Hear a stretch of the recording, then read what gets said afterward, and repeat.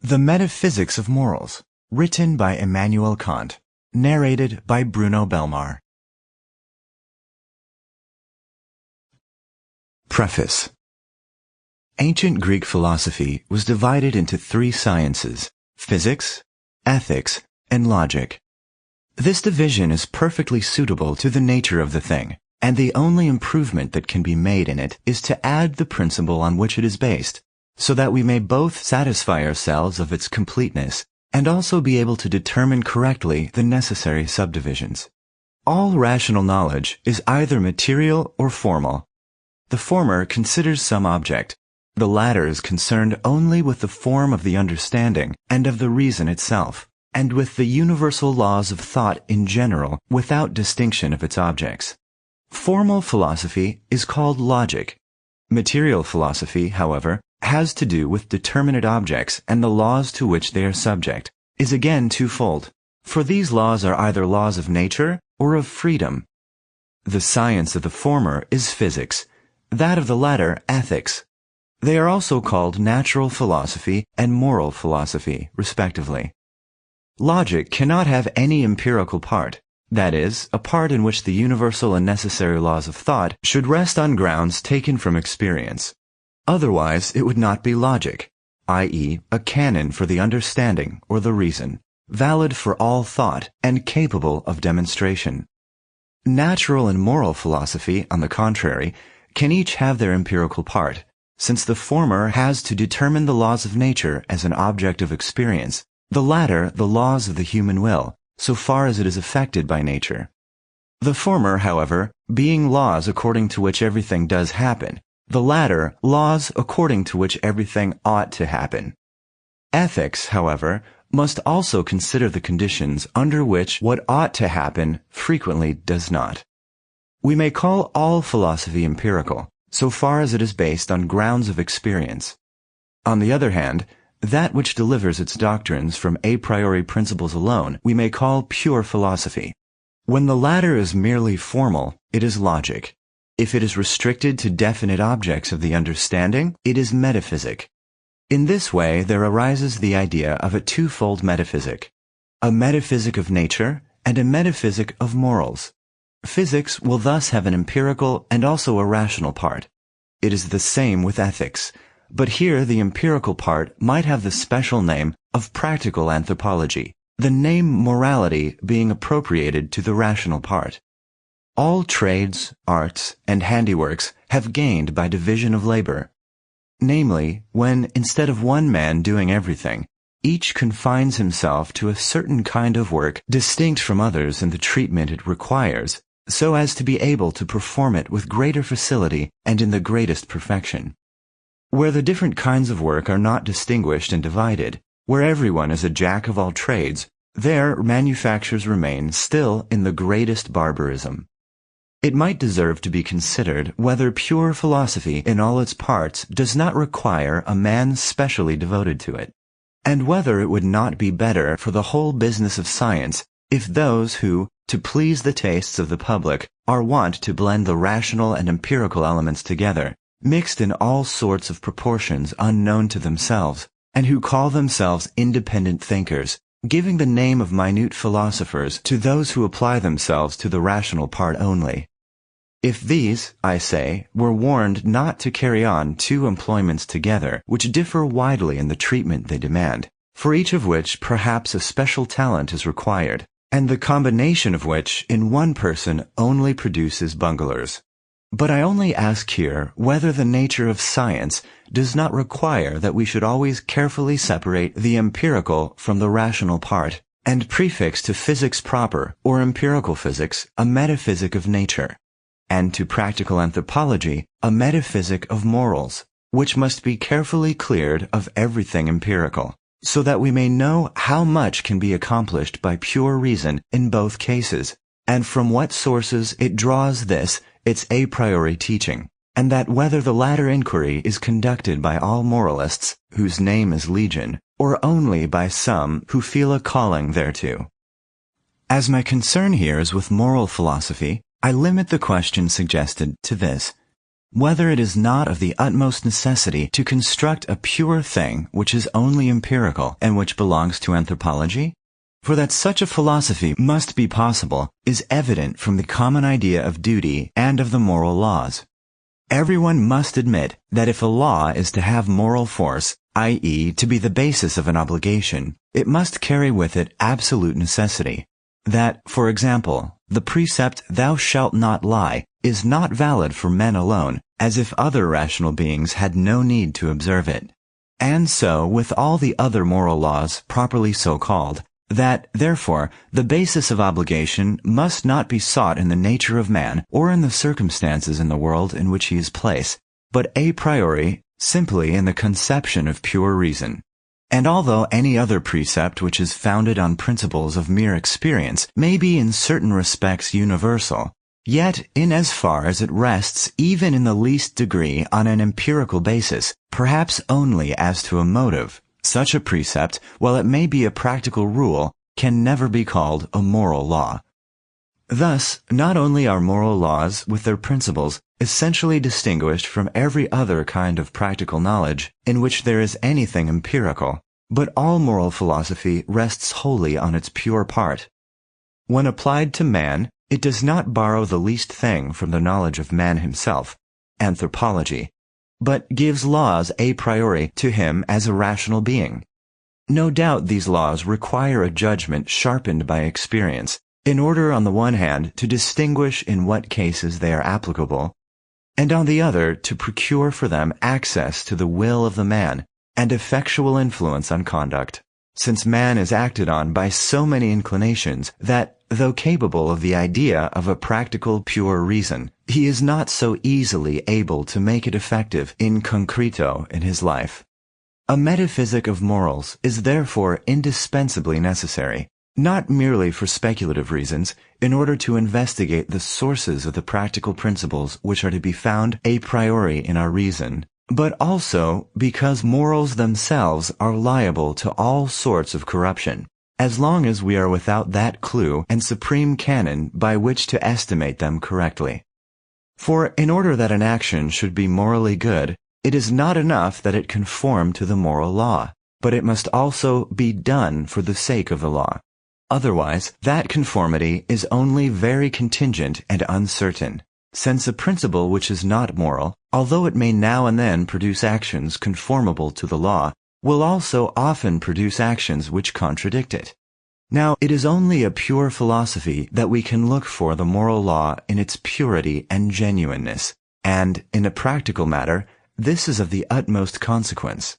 We must, therefore, begin with pure philosophy, metaphysic, and without it there cannot be any moral philosophy at all.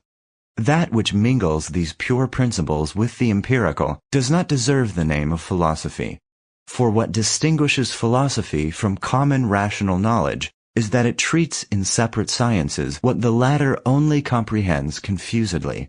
Much less does it deserve that of moral philosophy, since by this confusion it even spoils the purity of morals themselves and contradicts its own end.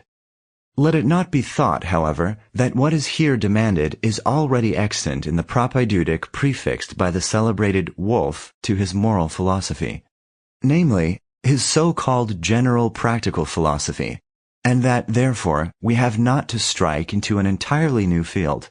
Just because it was to be a general practical philosophy, it has not taken into consideration a will of any particular kind, say one which should be determined solely from a priori principles without any empirical motives, and which we might call a pure will, but volition in general, with all the actions and conditions which belong to it in this general signification.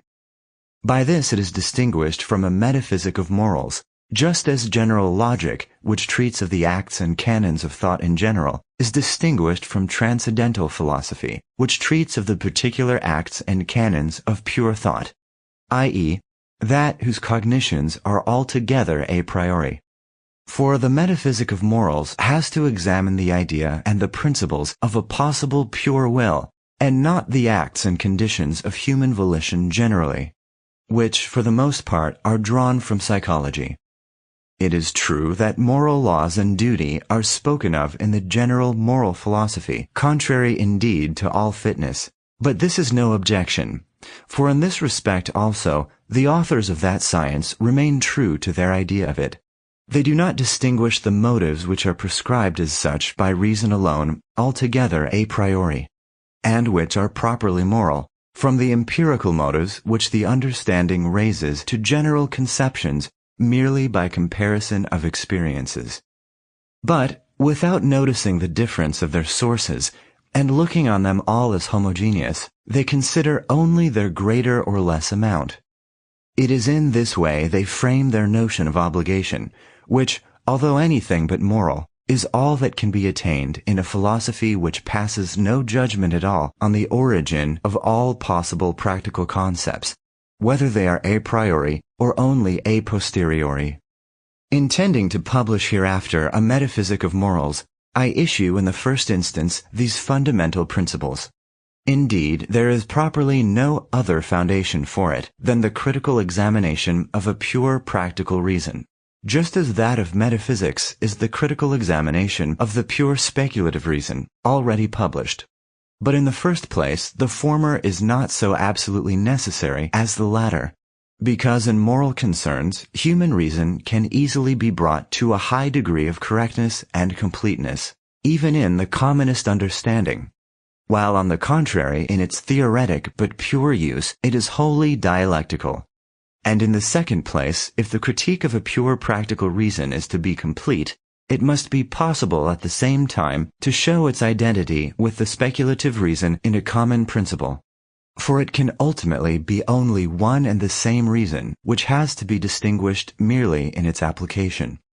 I could not, however, bring it to such completeness here without introducing considerations of a wholly different kind, which would be perplexing to the reader.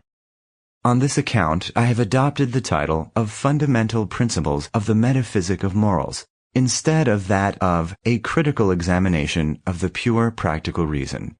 But in the third place, since a metaphysic of morals, in spite of the discouraging title, is yet capable of being presented in popular form, and one adapted to the common understanding, I find it useful to separate from it this preliminary treatise on its fundamental principles, in order that I may not hereafter have need to introduce these necessarily subtle discussions into a book of a more simple character.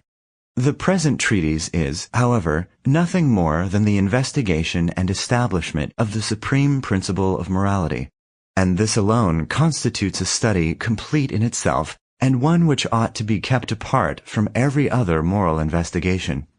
No doubt my conclusions on this weighty question, which has hitherto been very unsatisfactorily examined, would receive much light from the application of the same principle to the whole system, and would be greatly confirmed by the adequacy which it exhibits throughout. But I must forego this advantage, which indeed would be after all more gratifying than useful, since the easy applicability of a principle and its apparent adequacy give no very certain proof of its soundness, but rather inspire a certain partiality which prevents us from examining and estimating it strictly in itself and without regard to consequences. I have adopted in this work the method which I think most suitable, proceeding analytically from common knowledge to the determination of its ultimate principle, and again descending synthetically from the examination of this principle and its sources to the common knowledge in which we find it employed. The division will, therefore, be as follows. First section. Transition from the common rational knowledge of morality to the philosophical. Second section. Transition from popular moral philosophy to the metaphysic of morals. Third section. Final step from the metaphysic of morals to the critique of the pure practical reason.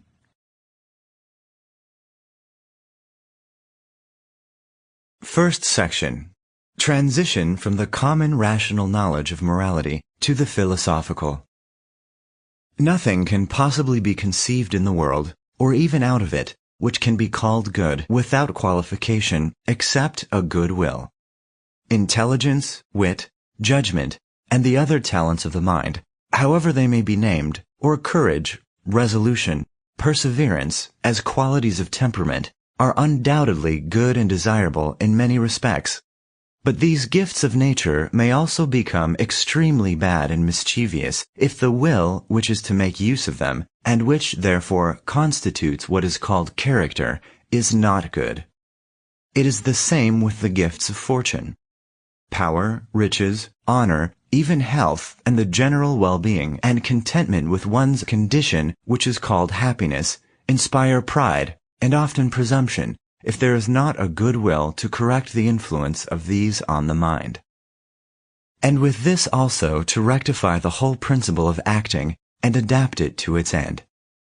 The sight of a being who is not adorned with a single feature of a pure and good will, enjoying unbroken prosperity, can never give pleasure to an impartial, rational spectator. Thus, a good will appears to constitute the indispensable condition even of being worthy of happiness.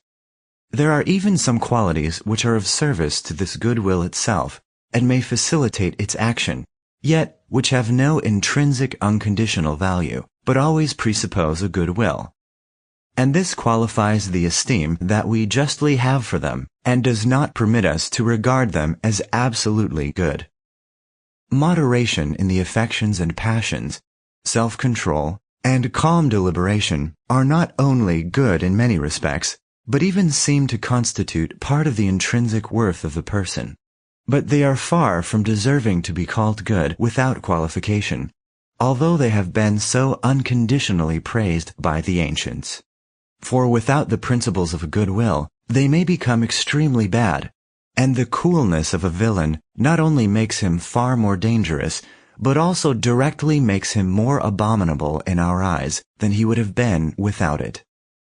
A good will is good not because of what it performs or effects, not by its aptness for the attainment of some proposed end, but simply by virtue of the volition. That is, it is good in itself, and considered by itself is to be esteemed much higher than all that can be brought about by it in favor of any inclination, nay, even of the sum total of all inclinations. Even if it should happen that, owing to special disfavor or fortune, or the niggardly provision of a stepmotherly nature, this will should wholly lack power to accomplish its purpose, if with its greatest efforts it should yet achieve nothing, and there should remain only the good will, not, to be sure, a mere wish, but the summoning of all means in our power, then, like a jewel, it would still shine by its own light, as a thing which has its whole value in itself. Its usefulness or fruitfulness can neither add nor take away anything from this value. It would be, as it were, only the setting to enable us to handle it the more conveniently in common commerce, or to attract to it the attention of those who are not yet connoisseurs, but not to recommend it to true connoisseurs, or to determine its value.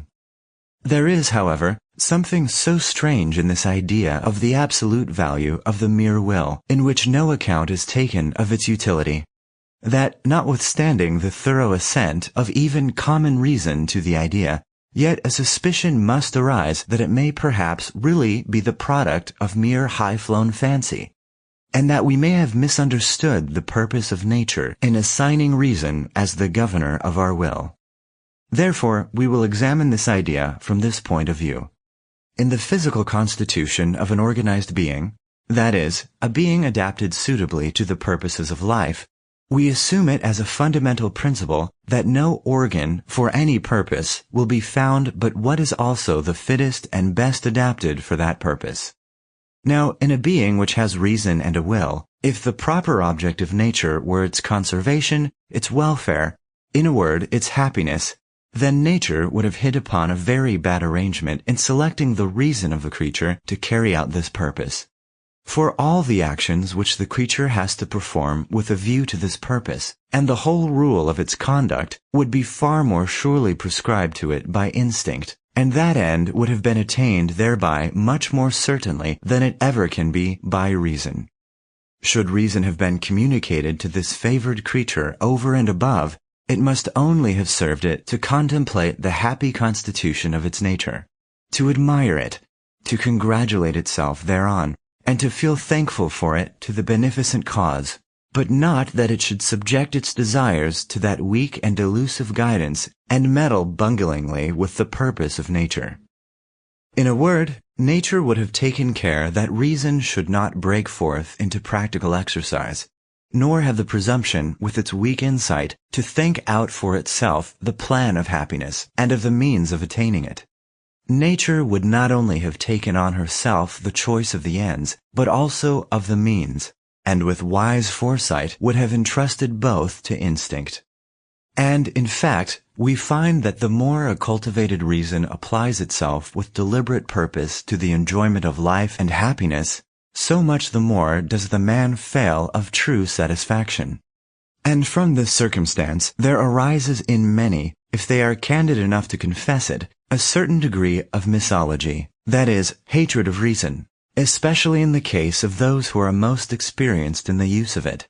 Because, after calculating all the advantages they derive, I do not say from the invention of all the arts of common luxury, but even from the sciences, which seem to them to be, after all, only a luxury of the understanding, they find that they have, in fact, only brought more trouble on their shoulders, rather than gained in happiness. And they end by envying, rather than despising, the more common stamp of men who keep closer to the guidance of mere instinct and do not allow their reason much influence on their conduct. And this we must admit, that the judgment of those who would very much lower the lofty eulogies of the advantages which reason gives us in regard to the happiness and satisfaction of life, or who would even reduce them below zero, is by no means morose or ungrateful to the goodness with which the world is governed, but that there lies at the root of these judgments the idea that our existence has a different and far nobler end, for which, and not for happiness, reason is properly intended, and which must, therefore, be regarded as the supreme condition to which the private ends of man must, for the most part, be postponed. For as reason is not competent to guide the will with certainty in regard to its objects and the satisfaction of all our wants, which it to some extent even multiplies, this being an end to which an implanted instinct would have led with much greater certainty, and since, nevertheless, reason is imparted to us as a practical faculty, i.e., as one which is to have influence on the will, therefore, admitting that nature generally in the distribution of her capacities has adapted the means to the end, its true destination must be to produce a will, not merely good as a means to something else, but good in itself, for which reason was absolutely necessary. This will, then, though not indeed the sole and complete good, must be the supreme good and the condition of every other, even of the desire of happiness. Under these circumstances, there is nothing inconsistent with the wisdom of nature in the fact that the cultivation of the reason, which is requisite for the first and unconditional purpose, does in many ways interfere, at least in this life, with the attainment of the second, which is always conditional, namely, happiness. Nay, it may even reduce it to nothing, without nature thereby failing of her purpose. For reason recognizes the establishment of a good will as its highest practical destination, and in attaining this purpose is capable only of a satisfaction of its own proper kind, namely that from the attainment of an end, which end again is determined by reason only, notwithstanding that this may involve many a disappointment to the ends of inclination.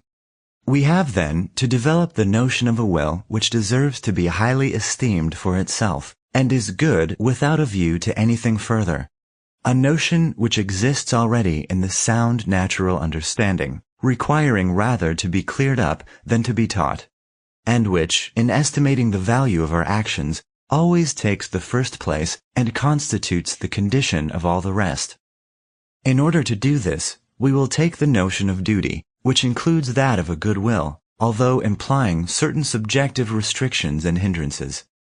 These, however, far from concealing it or rendering it unrecognizable, rather bring it out by contrast and make it shine forth so much the brighter. I omit here all actions which are already recognized as inconsistent with duty, although they may be useful for this or that purpose, for with these the question whether they are done from duty cannot arise at all, since they even conflict with it. I also set aside those actions which really conform to duty, but to which men have no direct inclination, performing them because they are impelled thereto by some other inclination.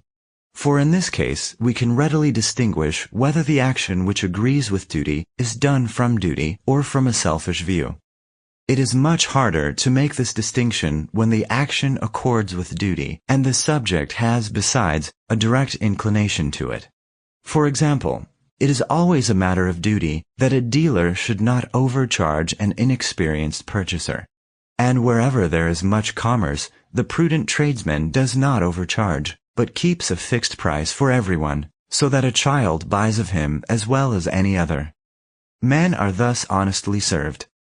But this is not enough to make us believe that the tradesman has so acted from duty and from principles of honesty. His own advantage required it. It is out of the question in this case to suppose that he might besides have a direct inclination in favor of the buyers, so that, as it were, from love he should give no advantage to one over another. Accordingly, the action was done neither from duty nor from direct inclination, but merely with a selfish view. On the other hand, it is a duty to maintain one's life, and in addition, everyone has also a direct inclination to do so. But on this account, the of anxious care which most men take for it has no intrinsic worth, and their maxim has no moral import. They preserve their life as duty requires, no doubt, but not because duty requires. On the other hand, if adversity and hopeless sorrow have completely taken away the relish for life, if the unfortunate one, strong in mind, indignant at his fate rather than desponding or dejected, wishes for death, and yet preserves his life without loving it, not from inclination or fear, but from duty, then his maxim has a moral worth. To be beneficent when we can is a duty. And besides this, there are many minds so sympathetically constituted that, without any other motive of vanity or self-interest, they find a pleasure in spreading joy around them, and can take delight in the satisfaction of others, so far as it is their own work. But I maintain that in such a case an action of this kind, however proper, however amiable it may be, has nevertheless no true moral worth, but is on a level with other inclinations, e.g., the inclination to honor, which, if it is happily directed to that which is in fact of public utility and accordant with duty, and consequently honorable, deserves praise and encouragement, but not esteem. For the maxim lacks the moral import, namely, that such actions be done from duty, not from inclination. Put the case that the mind of that philanthropist were clouded by sorrow of his own, extinguishing all sympathy with the lot of others, and that, while he still has the power to benefit others in distress, he is not touched by their trouble because he is absorbed with his own.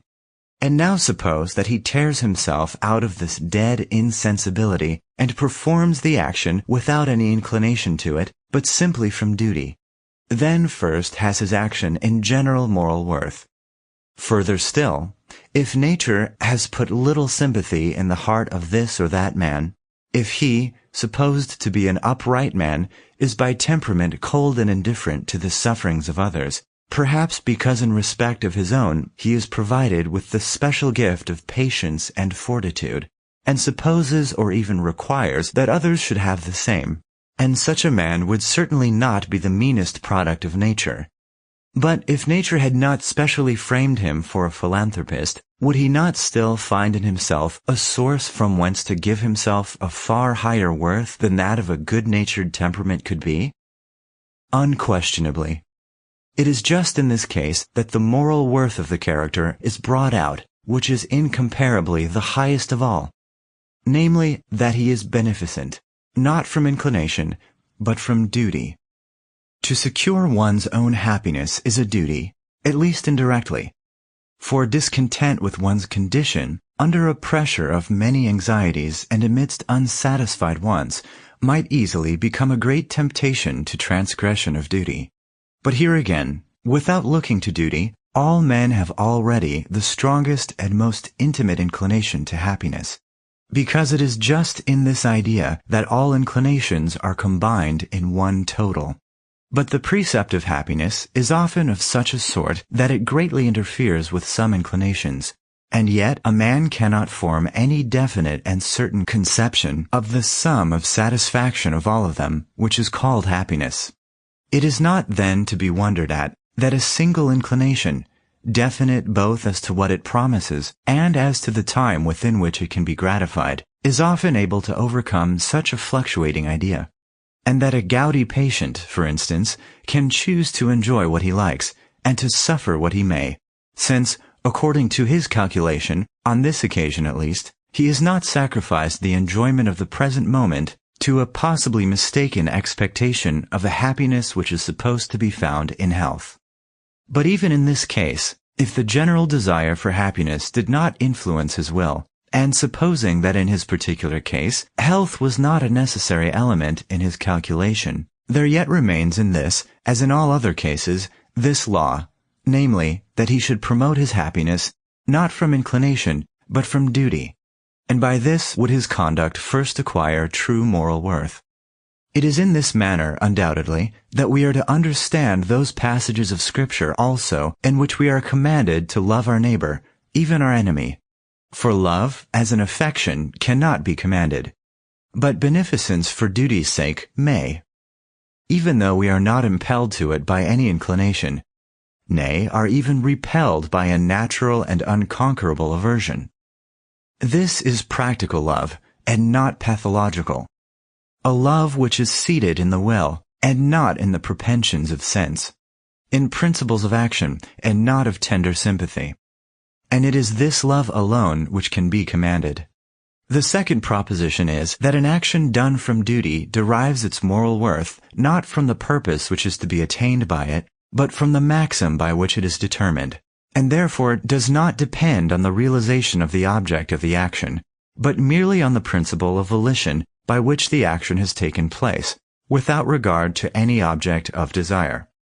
It is clear from what precedes that the purposes which we may have in view in our actions, or their effects regarded as ends and springs of the will, cannot give to actions any unconditional or moral worth.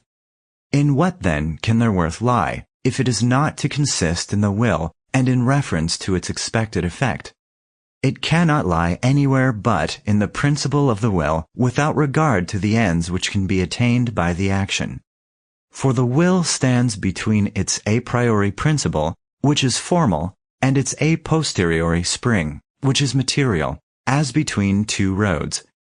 And as it must be determined by something, in that it must be determined by the formal principle of volition when an action is done from duty, in which case every material principle has been withdrawn from it.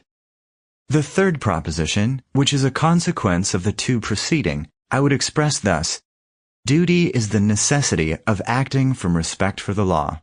I may have inclination for an object as the effect of my proposed action, but I cannot have respect for it, just for this reason, that it is an effect and not an energy of will. Similarly, I cannot have respect for inclination, whether my own or another's. I can at most, if my own, approve it. If another's, sometimes even love it, i.e., look on it as favorable to my own interest. It is only what is connected with my will as a principle, by no means as an effect, what does not subserve my inclination but overpowers it, or at least in the case of choice excludes it from its calculation. In other words, simply the law of itself, which can be an object of respect, and hence a command. Now, an action done from duty must wholly exclude the influence of inclination, and with it every object of the will, so that nothing remains which can determine the will except objectively the law, and subjectively pure respect for this practical law, and consequently the maxim that I should follow this law even to the thwarting of all my inclinations. Thus, the moral worth of an action does not lie in the effect expected from it, nor in any principle of action which requires to borrow its motive from this expected effect. For all these affect agreeableness of one's condition, and even the promotion of the happiness of others, could have been also brought about by other causes, so that for this there would have been no need of the will of a rational being. Whereas it is in this alone that the supreme and unconditional good can be found. The preeminent good, which we call moral, can therefore consist in nothing else than the conception of law in itself, which certainly is only possible in a rational being, insofar as this conception, and not the expected effect, determines the will. This is a good which is already present in the person who acts accordingly, and we have not to wait for it to appear first in the result. But what sort of law can that be, the conception of which must determine the will, even without paying any regard to the effect expected from it, in order that this will may be called good absolutely and without qualification? As I have deprived the will of every impulse which could arise to it from obedience to any law, there remains nothing but the universal conformity of its actions to the law in general, which alone is to serve the will as a principle, i.e., I am never to act otherwise than so that I could also will that my maxim should become a universal law. Here now, it is the simple conformity to law in general, without assuming any particular law applicable to certain actions, that serves the will as its principle, and must so serve it, if duty is not to be a vain delusion and a chimerical notion. The common reason of men in its practical judgments perfectly coincides with this, and always has in view the principle here suggested. Let the question be, for example, may I, when in distress, make a promise with the intention not to keep it? I readily distinguish here between the two significations which the question may have, whether it is prudent, or whether it is right to make a false promise. The former may undoubtedly be the case. I see clearly indeed that it is not enough to extricate myself from a present difficulty by means of this subterfuge, but it must be well considered whether there may not hereafter spring from this lie much greater inconvenience than that from which I now free myself, and as, with all my supposed cunning, the consequences cannot be so easily foreseen, but that credit once lost may be much more injurious to me than any mischief which I seek to avoid at present. It should be considered whether it would not be more prudent to act herein according to a universal maxim, and to make it a habit to promise nothing except with the intention of keeping it. But it is soon clear to me that such a maxim will still only be based on the fear of consequences. Now, it is a wholly different thing to be truthful from duty, and to be so from apprehension of injurious consequences. In the first case, the very notion of the action already implies a law for me. In the second case, I must first look about elsewhere to see what results may be combined with it which would affect myself. For to deviate from the principle of duty is beyond all doubt wicked, but to be unfaithful to my maxim of prudence may often be very advantageous to me, although to abide by it is certainly safer. The shortest way, however, and an unerring one, to discover the answer to this question, whether a lying promise is consistent with duty, is to ask myself, should I be content that my maxim to extricate myself from difficulty by a false promise should hold good as a universal law, for myself as well as for others? And should I be able to say to myself, everyone may make a deceitful promise when he finds himself in a difficulty from which he cannot otherwise extricate himself? Then I presently become aware that while I can will the lie, I can by no means will that lying should be a universal law. For with such a law there would be no promises at all, since it would be in vain to allege my intention in regard to my future actions to those who would not believe this allegation, or if they over hastily did so, would pay me back in my own coin. Hence my maxim, as soon as it should be made a universal law, would necessarily destroy itself. I do not, therefore, need any far-reaching penetration to discern what I have to do in order that my will may be morally good. Inexperienced in the course of the world, incapable of being prepared for all its contingencies, I only ask myself, canst thou also will that thy maxim should be a universal law? If not, then it must be rejected, and that not because of a disadvantage accruing from it to myself or even to others, but because it cannot enter as a principle into a possible universal legislation. and reason extorts from me immediate respect for such legislation. I do not indeed as yet discern on what this respect is based. This the philosopher may inquire. But at least I understand this, that it is an estimation of the worth which far outweighs all worth of what is recommended by inclination, and that the necessity of acting from pure respect for the practical law is what constitutes duty, to which every other motive must give place, because it is the condition of a will being good in itself, and the worth of such a will is above everything. Thus, then, without quitting the moral knowledge of common human reason, we have arrived at its principle. And although, no doubt, common men do not conceive it in such an abstract and universal form, yet they always have it really before their eyes, and use it as the standard of their decision. Here it would be easy to show how, with this compass in hand, men are well able to distinguish in every case that occurs what is good, what bad, conformably to duty or inconsistent with it. If, without in the least teaching them anything new, we only, like Socrates, direct their attention to the principle they themselves employ, and that, therefore, we do not need science and philosophy to know what we should do to be honest and good, yea, even wise and virtuous. Indeed, we might well have conjectured beforehand that the knowledge of what every man is bound to do, and therefore also to know, would be within the reach of every man, even the commonest. Here we cannot forbear admiration when we see how great an advantage the practical judgment has over the theoretical in the common understanding of men. In the latter, if common reason ventures to depart from the laws of experience and from the perception of the senses, it falls into mere inconceivabilities and self-contradictions, at least into a chaos of uncertainty, obscurity, and instability. But in the practical sphere, it is just when the common understanding excludes all sensible springs from practical laws that its power of judgment begins to show itself to advantage. It then becomes even subtle, whether it be that it chicanes with its own conscience, or with other claims respecting what is to be called right, or whether it desires for its own instruction to determine honestly the worth of actions, and, in the latter case, it may even have as good a hope of hitting the mark as any philosopher whatever can promise himself. Nay, it is almost more sure of doing so, because the philosopher cannot have any other principle, while he may easily perplex his judgment by a multitude of considerations foreign to the matter, and so turn aside from the right way.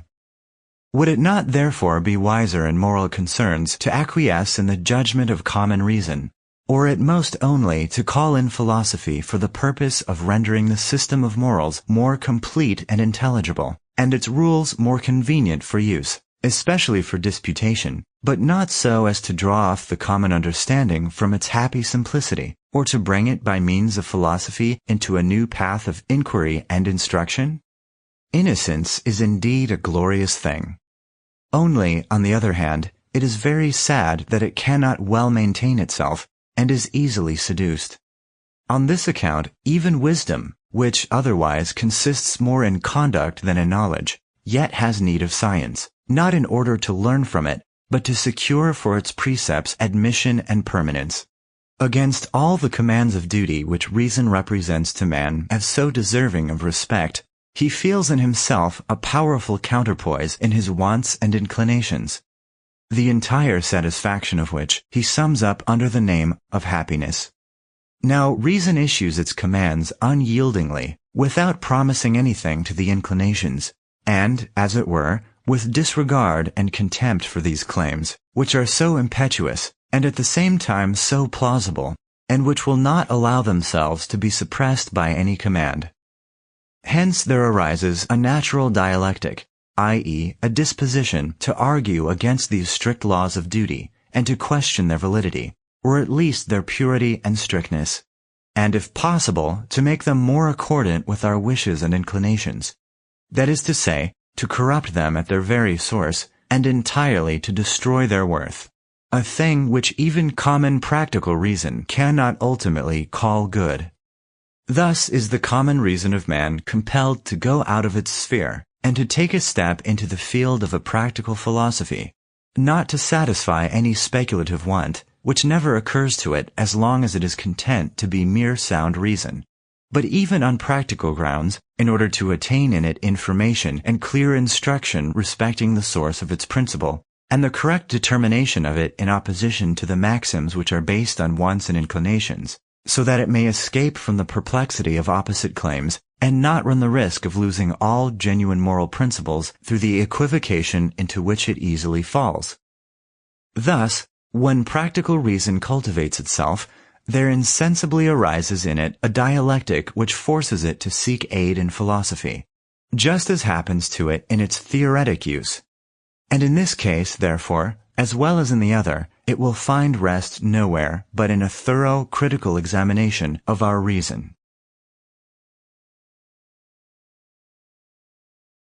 Second section. Transition from popular moral philosophy to the metaphysic of morals.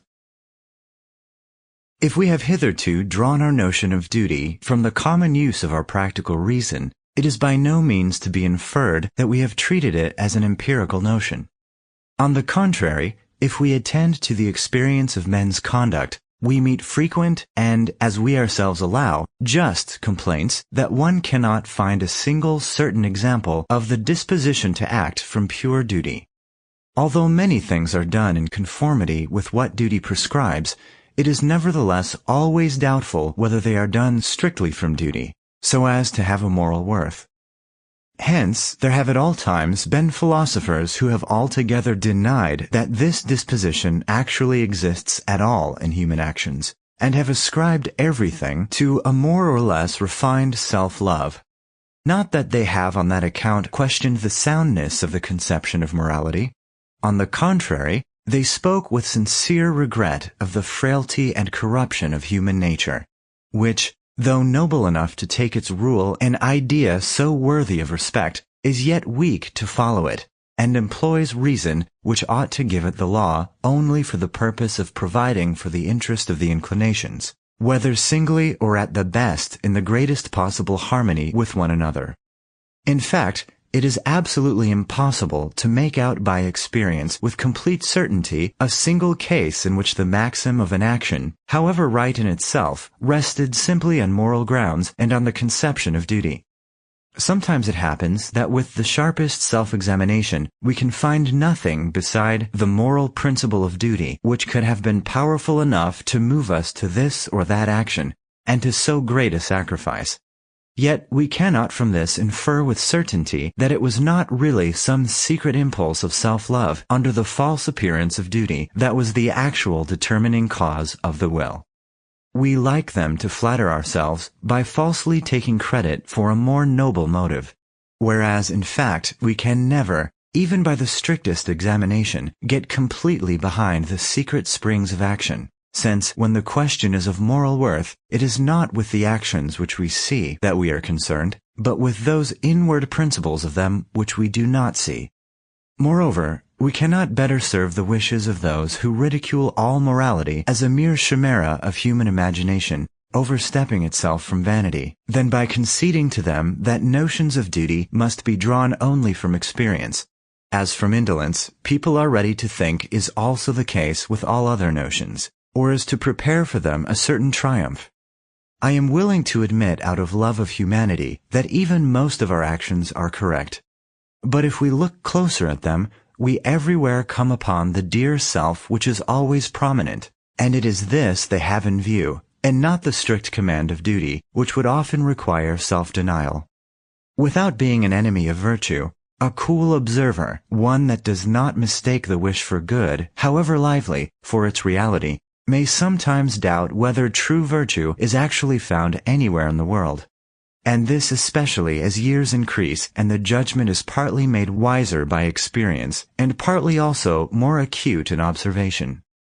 This being so, nothing can secure us from falling away altogether from our ideas of duty, or maintain in the soul a well-grounded respect for its law, but the clear conviction that although there should never have been actions which really sprang from such pure sources, yet whether this or that takes place is not at all the question, but that reason of itself, independent on all experience, ordains what ought to take place, that accordingly actions of which perhaps the world has hitherto never given an example, the feasibility even of which might be very much doubted by one who founds everything on experience, are nevertheless inflexibly commanded by reason.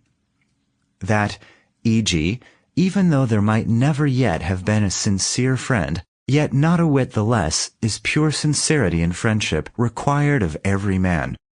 Because, prior to all experience, this duty is involved as duty in the idea of a reason determining the will by a priori principles.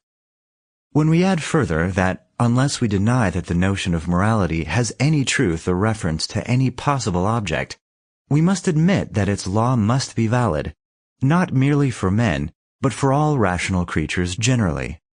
Not merely under certain contingent conditions, or with exceptions, but with absolute necessity, then it is clear that no experience could enable us to infer even the possibility of such apodeictic laws. For with what right could we bring into unbounded respect as a universal precept for every rational nature that which perhaps holds only under the contingent conditions of humanity? Or how could laws of the determination of our will be regarded as laws of the determination of the will of rational beings generally, and for us only as such if they were merely empirical and did not take their origin wholly a priori from pure but practical reason? Nor could anything be more fatal to morality than that we should wish to derive it from examples. For every example of it that is set before me must be first itself tested by principles of morality, whether it is worthy to serve as an original example, i.e. as a pattern. But by no means can it authoritatively furnish the conception of morality. Even the Holy One of the Gospels must first be compared with our ideal of moral perfection before we can recognize him as such. And so he says of himself, "Why call ye me, whom you see, good? None is good, the model of good, but God only, whom ye do not see." But whence have we the conception of God as the supreme good? Simply from the idea of moral perfection, which reason frames a priori and connects inseparably with the notion of a free will. Imitation finds no place at all in morality, and examples serve only for encouragement, i.e., they put beyond doubt the feasibility of what the law commands. They make visible that which the practical rule expresses more generally, but they can never authorize us to set aside the true original which lies in reason, and to guide ourselves by examples. If, then, there is no genuine supreme principle of morality, but what must rest simply on pure reason, independent of all experience, I think it is not necessary even to put the question whether it is good to exhibit these concepts in their generality in abstracto, as they are established a priori along with the principles belonging to them, if our knowledge is to be distinguished from the vulgar and to be called philosophical. In our times, indeed, this might perhaps be necessary. For if we collected votes whether pure rational knowledge separated from everything empirical, that is to say, metaphysic of morals, or whether popular practical philosophy is to be preferred, it is easy to guess which side would preponderate. This descending to popular notions is certainly very commendable, if the ascent to the principles of pure reason has first taken place and been satisfactorily accomplished. This implies that we first found ethics on metaphysics, and then, when it is firmly established, procure a hearing for it by giving it a popular character. But it is quite absurd to try to be popular in the first inquiry, on which the soundness of the principles depends. It is not only that this proceeding can never lay claim to the very rare merit of a true philosophical popularity, since there is no art in being intelligible if one renounces all thoroughness of insight, but also it produces a disgusting medley of compiled observations and half-reasoned principles. Shallow pates enjoy this because it can be used for everyday chat, but the sagacious find in it only confusion, and being unsatisfied and unable to help themselves, they turn away their eyes, while philosophers, who see quite well through this delusion, are little listened to when they call men off for a time from this pretended popularity, in order that they might be rightfully popular after they have attained a definite insight.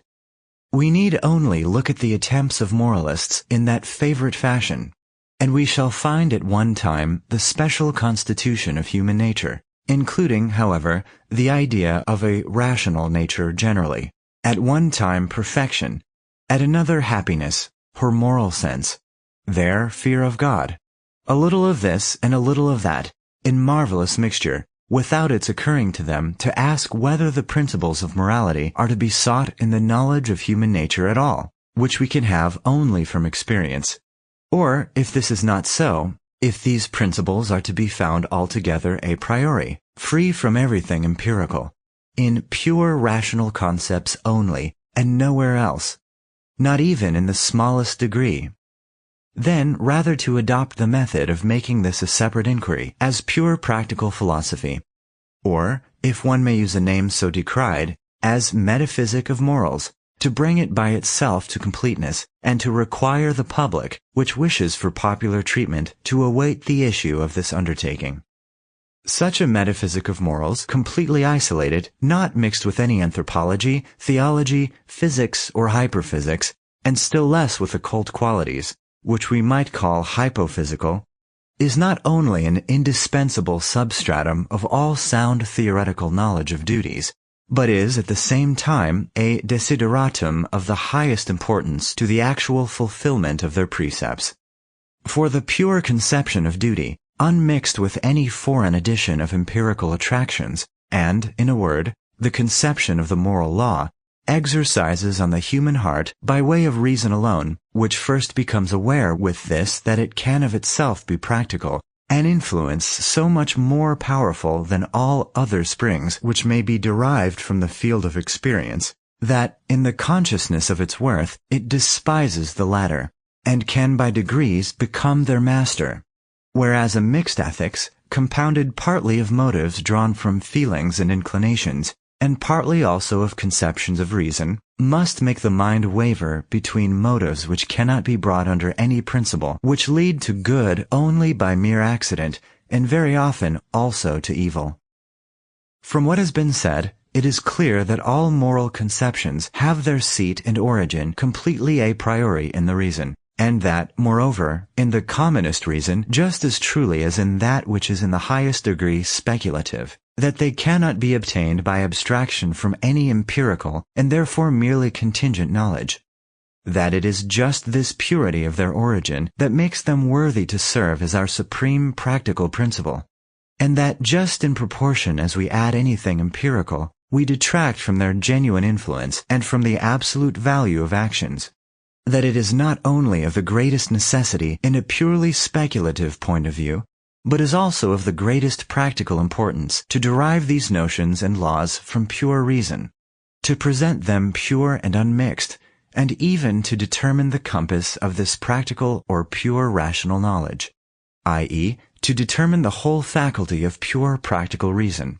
and, in so doing, we must not make its principles dependent on the particular nature of human reason, though in speculative philosophy this may be permitted, or may even at times be necessary.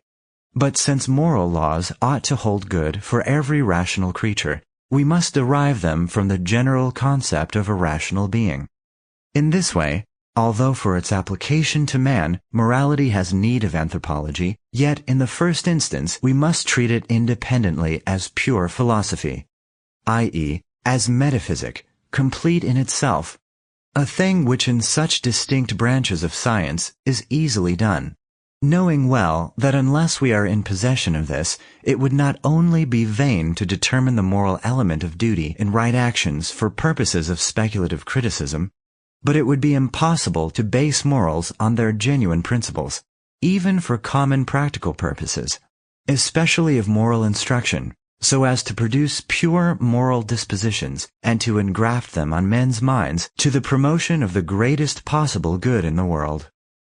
But in order that in this study we may not merely advance by the natural steps from the common moral judgment, in this case very worthy of respect, to the philosophical, as has been already done, but also from a popular philosophy which goes no further than it can reach by groping with the help of examples, to metaphysic, which does allow itself to be checked by anything empirical, and, as it must measure the whole extent of this kind of rational knowledge, goes as far as ideal conceptions, where even examples fail us.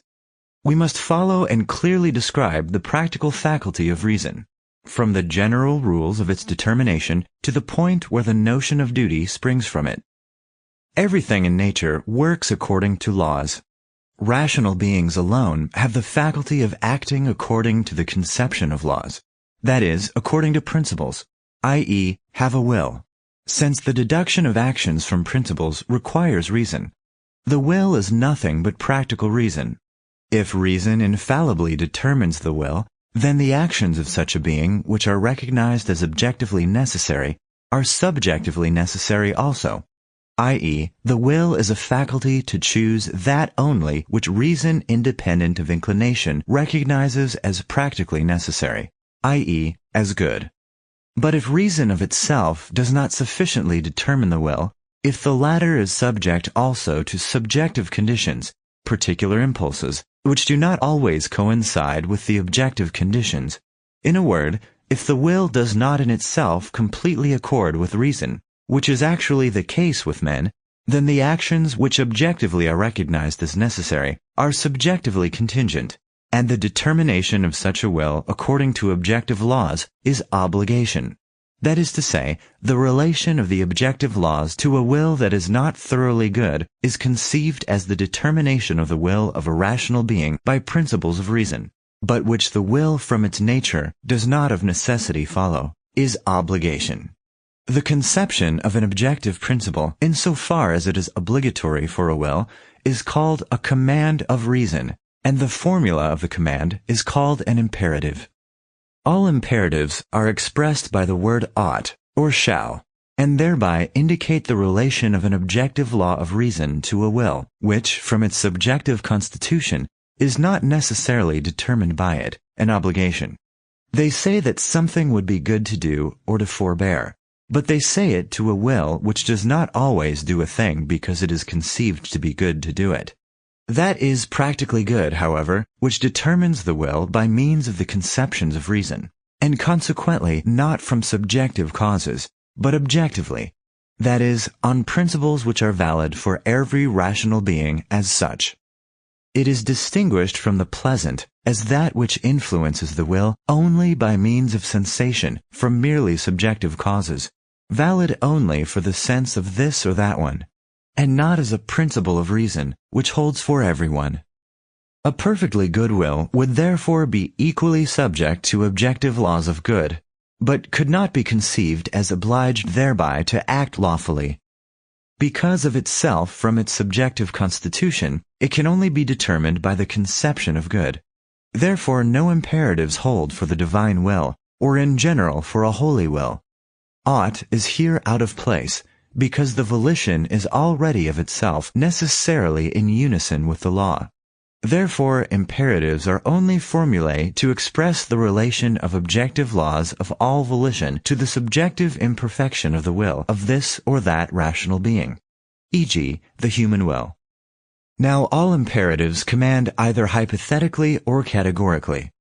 The former represent the practical necessity of a possible action as means to something else that is willed, or at least which one might possibly will. The categorical imperative would be that which represented an action as necessary of itself without reference to another end, i.e., as objectively necessary.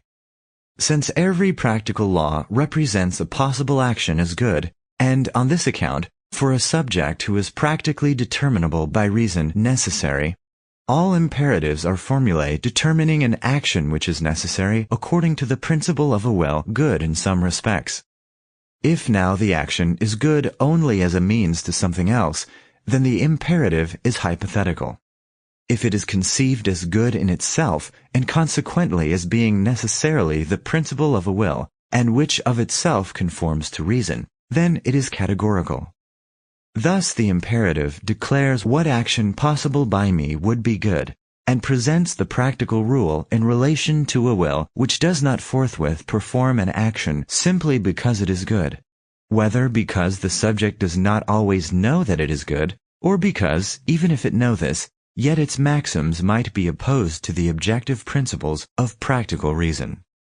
Accordingly, the hypothetical imperative only says that the action is good for some purpose, possible or actual. In the first case, it is a problematical. In the second, an assertorial practical principle. The categorical imperative, which declares an action to be objectively necessary in itself without reference to any purpose, i.e., without any other end, is valid as an apodeictic practical principle. Whatever is possible only by the power of some rational being may also be conceived as a possible purpose of some will, and therefore the principles of action as regards the means necessary to attain some possible purpose are in fact infinitely numerous. All sciences have a practical part, consisting of problems expressing that some end is possible for us, and of imperatives directing how it may be attained. These may therefore be called, in general, imperatives of skill. Here there is no question whether the end is rational and good, but only what one must do in order to attain it.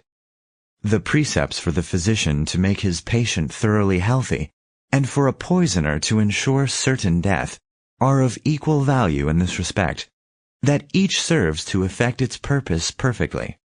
Since in early youth it cannot be known what ends are likely to occur to us in the course of life, parents seek to have their children taught a great many things, and provide for their skill in the use of means for all sorts of arbitrary ends, of none of which can they determine whether it may not perhaps hereafter be an object to their pupil, but which it is at all events possible that he might aim at. And this anxiety is so great that they commonly neglect to form and correct their judgment on the value of things which may be chosen as ends. There is one end, however, which may be assumed to be actually such to all rational beings, so far as imperatives apply to them, namely, as independent beings. And therefore, one purpose which they not merely may have, but which we may with certainty assume that they all actually have by a natural necessity, and this is happiness. The hypothetical imperative, which expresses the practical necessity of an action as means to the advancement of happiness, is assertorial. We are not to present it as necessary for an uncertain and merely possible purpose, but for a purpose which we may presuppose with certainty and a priori in every man, because it belongs to his being. Now, skill in the choice of means to his own greatest well-being may be called prudence in the narrowest sense, and thus the imperative which refers to the choice of means to one's own happiness, i.e., the precept of prudence, is still always hypothetical. The action is not commanded absolutely, but only as means to another purpose. Finally, there is an imperative which commands a certain conduct immediately, without having as its condition any other purpose to be attained by it. This imperative is categorical. It concerns not the matter of the action, or its intended result, but its form and the principle of which it is itself a result, and what is essentially good in it consists in the mental disposition. Let the consequence be what it may. This imperative may be called that of morality. There is a marked distinction also between the volitions on these three sorts of principles and the dissimilarity of the obligation of the will. In order to mark this difference more clearly, I think they would be most suitably named in their order if we said they are either rules of skill or counsels of prudence, or commands, laws of morality. For it is law only that involves the conception of an unconditional and objective necessity, which is consequently universally valid, and commands are laws which must be obeyed, that is, must be followed, even in opposition to inclination. Counsels, indeed, involve necessity, but one which can only hold under a contingent subjective condition, namely, they depend on whether this or that man reckons this or that as part of his happiness. The categorical imperative, on the contrary, is not limited by any condition, and as being absolutely, although practically necessary, may be quite properly called a command. We might also call the first kind of imperatives technical, belonging to art, the second pragmatic, to welfare, The third moral, belonging to free conduct generally, that is, to morals. Now arises the question, how are all these imperatives possible? This question does not seek to know how we can conceive the accomplishment of the action which the imperative ordains, but merely how we can conceive the obligation of the will which the imperative expresses. No special explanation is needed to show how an imperative of skill is possible. Whoever wills the end wills also, so far as reason decides his conduct, the means in his power which are indispensably necessary thereto. This proposition is, as regards the volition, analytical, for in willing an object as my effect, there is already thought the causality of myself as an acting cause, that is to say, the use of the means, and the imperative educes from the conception of volition of an end the conception of actions necessary to this end. Synthetical propositions must no doubt be employed in defining the means to a proposed end, but they do not concern the principle, the act of the will, but the object and its realization, e.g., that in order to bisect a line on an unerring principle, I must draw from its extremities two intersecting arcs. This, no doubt, is taught by mathematics only in synthetical propositions. But if I know that it is only by this process that the intended operation can be performed, then to say that, if I fully will the operation, I also will the action required for it, is an analytical proposition. For it is one and the same thing to conceive something as an effect which I can produce in a certain way, and to conceive myself as acting in this way. If it were only equally easy to give a definite conception of happiness, the imperatives of prudence would correspond exactly with those of skill, and would likewise be analytical. For in this case, as in that, it could be said, whoever wills the end wills also, according to the dictate of reason necessarily, the indispensable means thereto which are in his power. But, unfortunately, the notion of happiness is so indefinite that, although every man wishes to attain it, yet he never can say definitely and consistently what it is that he really wishes and wills.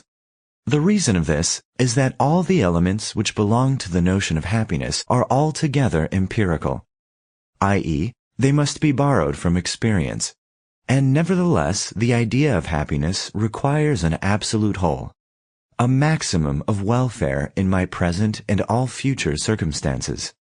Now it is impossible that the most clear-sighted and at the same time most powerful being, supposed finite, should frame to himself a definite conception of what he really wills in this. Does he will riches? How much anxiety, envy, and snares might he not thereby draw upon his shoulders? Does he will knowledge and discernment? Perhaps it might prove to be only an eye so much the sharper to show him so much the more fearfully the evils that are now concealed from him, and that cannot be avoided, or to impose more wants on his desires, which already give him concern enough. Would he have long life? Who guarantees to him that it would not be a long misery? Would he at least have health? How often has uneasiness of the body restrained from excesses into which perfect health would have allowed one to fall? And so on. In short, he is unable on any principle to determine with certainty what would make him truly happy, because to do so he would need to be omniscient. We cannot, therefore, act on any definite principles to secure happiness, but only on empirical counsels, e.g., of regimen, frugality, courtesy, reserve, etc., which experience teaches do, on the average, most promote well-being. Hence it follows that the imperatives of prudence do not, strictly speaking, command at all, that is, they cannot present actions objectively as practically necessary, that they are rather to be regarded as counsels, consilia, than precepts of reason, that the problem to determine certainly and universally what action would promote the happiness of a rational being is completely insoluble, and consequently no imperative respecting it is possible which should, in the strict sense, command to do what makes happy, because happiness is not an ideal of reason, but of imagination, resting solely on empirical grounds, and it is vain to expect that these should define an action by which one could attain the totality of a series of consequences which is really endless. This imperative of prudence would, however, be an analytical proposition if we assume that the means to happiness could be certainly assigned, for it is distinguished from the imperative of skill only by this, that in the latter the end is merely possible, in the former it is given. As, however, both only ordain the means to that which we suppose to be willed as an end, it follows that the imperative which ordains the willing of the means to him who wills the end is in both cases analytical. Thus there is no difficulty in regard to the possibility of an imperative of this kind either. On the other hand, the question how the imperative of morality is possible is undoubtedly one, the only one, demanding a solution. As this is not at all hypothetical, and the objective necessity which it presents cannot rest on any hypothesis, as is the case with the hypothetical imperatives. Only here we must never leave out of consideration that we cannot make out by any example, in other words empirically, whether there is such an imperative at all. But it is rather to be feared that all those which seem to be categorical may yet be at bottom hypothetical. For instance, when the precept is, "Thou shalt not promise deceitfully," and it is assumed that the necessity of this is not a mere counsel to avoid some other evil, so that it should mean, "Thou shalt not make a lying promise, lest if it become known, thou shouldst destroy thy credit," but that an action of this kind must be regarded as evil in itself, so that the imperative of the prohibition is categorical, then we cannot show with certainty in any example that the will was determined merely by the law, without any other spring of action, although it may appear to be so. For it is always possible that fear of disgrace, perhaps also obscure dread of other dangers, may have a secret influence on the will.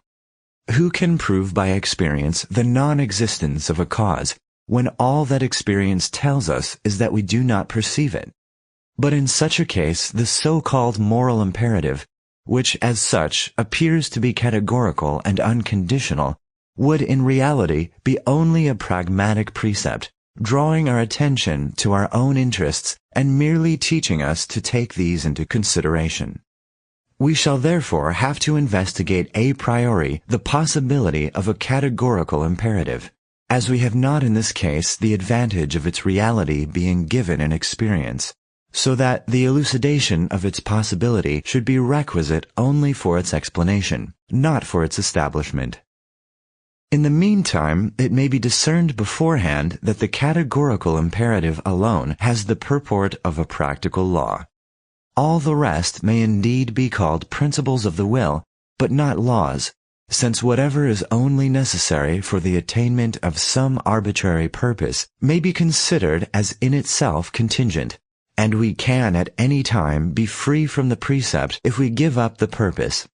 On the contrary, the unconditional command leaves the will no liberty to choose the opposite.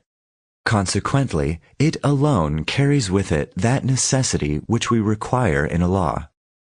Secondly, in the case of this categorical imperative or law of morality, the difficulty of discerning its possibility is a very profound one. It is an a priori synthetical practical proposition, and as there is so much difficulty in discerning the possibility of speculative propositions of this kind, it may readily be supposed that the difficulty will be no less with the practical. In this problem, we will first inquire whether the mere conception of a categorical imperative may not perhaps supply us also with the formula of it, containing the proposition which alone can be a categorical imperative. For even if we know the tenor of such an absolute command, yet how it is possible will require further special and laborious study, which we postpone to the last section. When I conceive a hypothetical imperative, in general I do not know beforehand what it will contain until I am given the condition. But when I conceive a categorical imperative, I know at once what it contains. For as the imperative contains, besides the law, only the necessity that the maxims shall conform to this law, While the law contains no conditions restricting it, there remains nothing but the general statement that the maxim of the action should conform to a universal law. And it is this conformity alone that the imperative properly represents as necessary. There is therefore but one categorical imperative, namely this: act only on the maxim whereby thou canst at the same time will that it should become a universal law. Now, if all imperatives of duty can be deduced from this one imperative as from their principle, then, although it should remain undecided what is called duty is not merely a vain notion, yet at least we shall be able to show what we understand by it and what this notion means. Since the universality of the law according to which effects are produced constitutes what is properly called nature in the most general sense, as to form, that is, the existence of things so far as it is determined by general laws, the imperative of duty may be expressed thus: act as if the maxim of thy action were to become by thy will a universal law of nature. We will now enumerate a few duties, adopting the usual division of them into duties to ourselves and to others, and into perfect and imperfect duties. 1. A man reduced to despair by a series of misfortunes feels wearied of life, but is still so far in possession of his reason that he can ask himself whether it would not be contrary to his duty to himself to take his own life. Now he inquires whether the maxim of his action could become a universal law of nature. His maxim is, from self-love I adopt it as a principle to shorten my life when its longer duration is likely to bring more evil than satisfaction. It is asked then simply whether this principle, founded on self-love, can become a universal law of nature. Now we see at once that a system of nature, of which it should be a law to destroy life by means of the very feeling whose special nature it is to impel to the improvement of life, would contradict itself, and therefore could not exist as a system of nature. Hence, that maxim cannot possibly exist as a universal law of nature, and consequently would be wholly inconsistent with the supreme principle of all duty. 2. Another finds himself forced by necessity to borrow money. He knows that he will not be able to repay it, but sees also that nothing will be lent to him unless he promises stoutly to repay it in a definite time. He desires to make this promise, but he has still so much conscience as to ask himself, is it not unlawful and inconsistent with duty to get out of a difficulty in this way? Suppose, however, that he resolves to do so. Then the maxim of his action would be expressed thus: when I think myself in want of money, I will borrow money and promise to repay it, although I know that I never can do so. Now this principle of self-love, or of one's own advantage, may perhaps be consistent with my whole future welfare. But the question now is it right? I change then the suggestion of self-love into a universal law, and state the question thus: how would it be if my maxim were a universal law? Then I see at once that it could never hold as a universal law of nature, but would necessarily contradict itself. For supposing it to be a universal law that everyone, when he thinks himself in a difficulty, should be able to promise whatever he pleases, with the purpose of not keeping his promise, the promise itself would become impossible, as well as the end that one might have in view in it, since no one would consider that anything was promised to him, but would ridicule all such statements as vain pretenses. 3. A third finds in himself a talent which with the help of some culture might make him a useful man in many respects. But he finds himself in circumstances and prefers to indulge in pleasure rather than to take pains in enlarging and improving his happy natural capacities.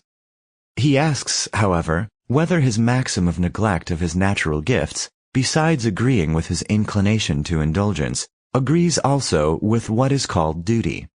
He sees then that a system of nature could indeed subsist with such a universal law, although men, like the South Sea Islanders, should let their talents rest and resolve to devote their lives merely to idleness, amusement, and propagation of their species, in a word, to enjoyment.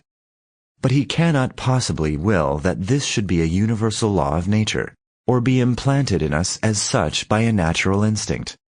For, as a rational being, he necessarily wills that his faculties be developed, since they serve him and have been given him for all sorts of possible purposes. 4. A fourth, who is in prosperity, while he sees that others have to contend with great wretchedness, and that he could help them, thinks, "What concern is it of mine? Let everyone be as happy as heaven pleases, or as he can make himself. I will take nothing from him, nor even envy him. Only I do not wish to contribute anything to his welfare, or to his assistance in distress." Now, no doubt, if such a mode of thinking were a universal law, the human race might very well subsist, and doubtless even better than in a state in which everyone talks of sympathy and goodwill, or even takes care occasionally to put it into practice, but on the other side also cheats when he can, betrays the rights of men, or otherwise violates them. But although it is possible that a universal law of nature might exist in accordance with that maxim, it is impossible to will that such a principle should have the universal validity of a law of nature. For a will which resolved this would contradict itself, inasmuch as many cases might occur in which one would have need of the love and sympathy of others, and in which, by such a law of nature, sprung from his own will, he would deprive himself of all hope of the aid he desires. These are a few of the many actual duties, or at least what we regard as such, which obviously fall into two classes on the one principle that we have laid down. We must be able to will that a maxim of our action should be a universal law. This is the canon of the moral appreciation of the action generally. Some actions are of such a character that their maxim cannot without contradiction be even conceived as a universal law of nature, far from it being possible that we should will that it should be so. In others, this intrinsic impossibility is not found, but still it is impossible to will that their maxim should be raised to the universality of a law of nature, since such a will would contradict itself. It is easily seen that the former violates strict or rigorous inflexible duty, the latter only laxer, meritorious duty. Thus it has been completely shown how all duties depend, as regards the nature of the obligation, not the object of the action, on the same principle.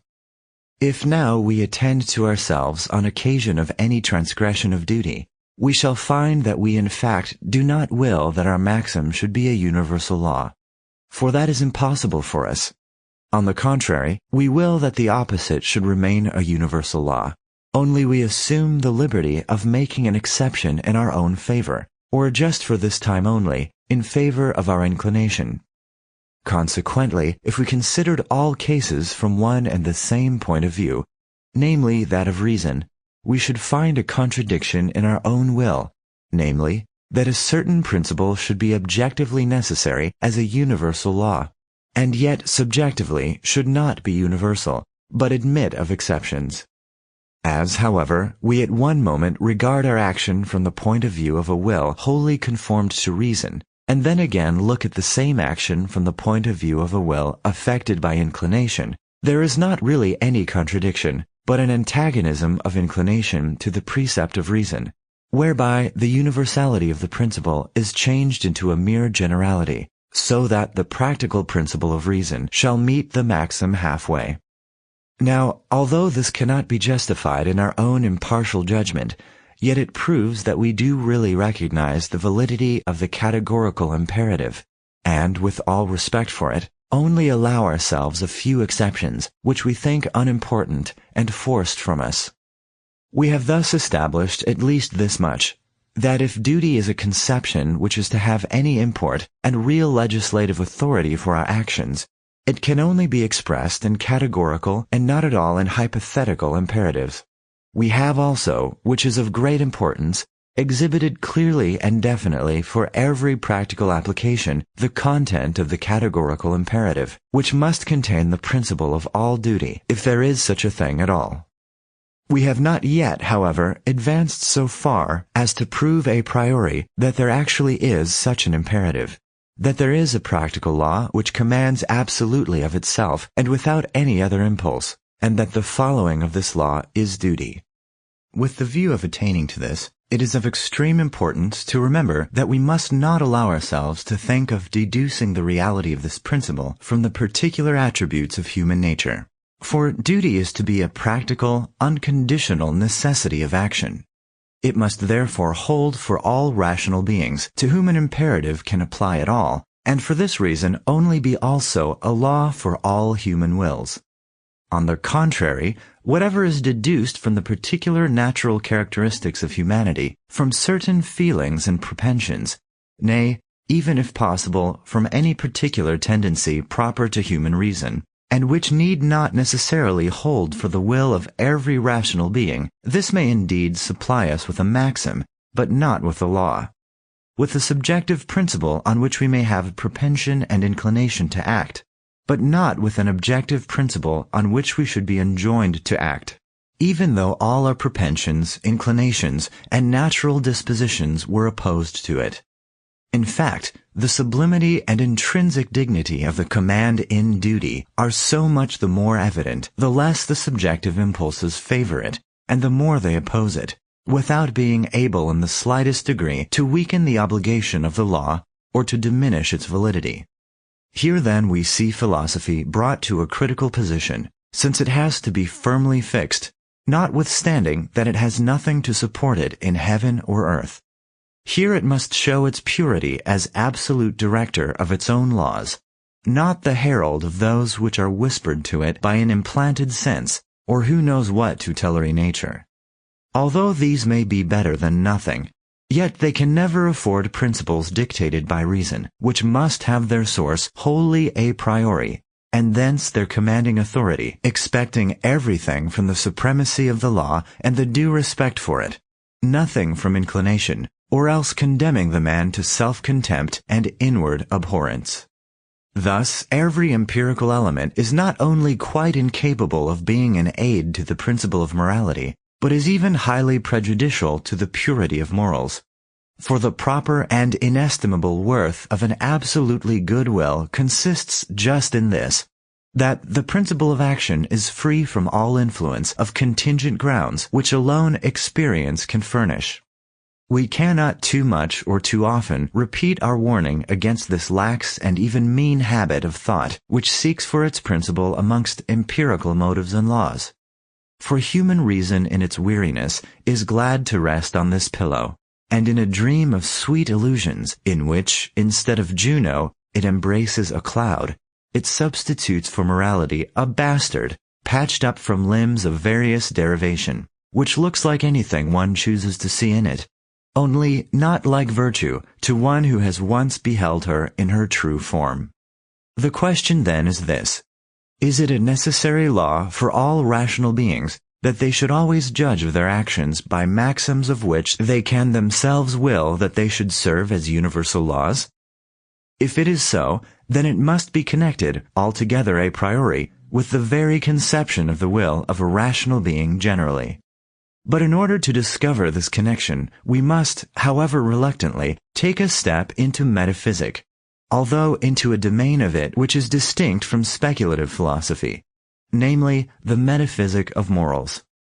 In a practical philosophy, where it is not the reasons of what happens that we have to ascertain, but the laws of what ought to happen, even although it never does, i.e., objective practical laws, there it is not necessary to inquire into the reasons why anything pleases or displeases, how the pleasure of mere sensation differs from taste, and whether the latter is distinct from a general satisfaction of reason, on what the feeling of pleasure or pain rests, and how from it desires and inclinations arise, and from these again maxims by the cooperation of reason.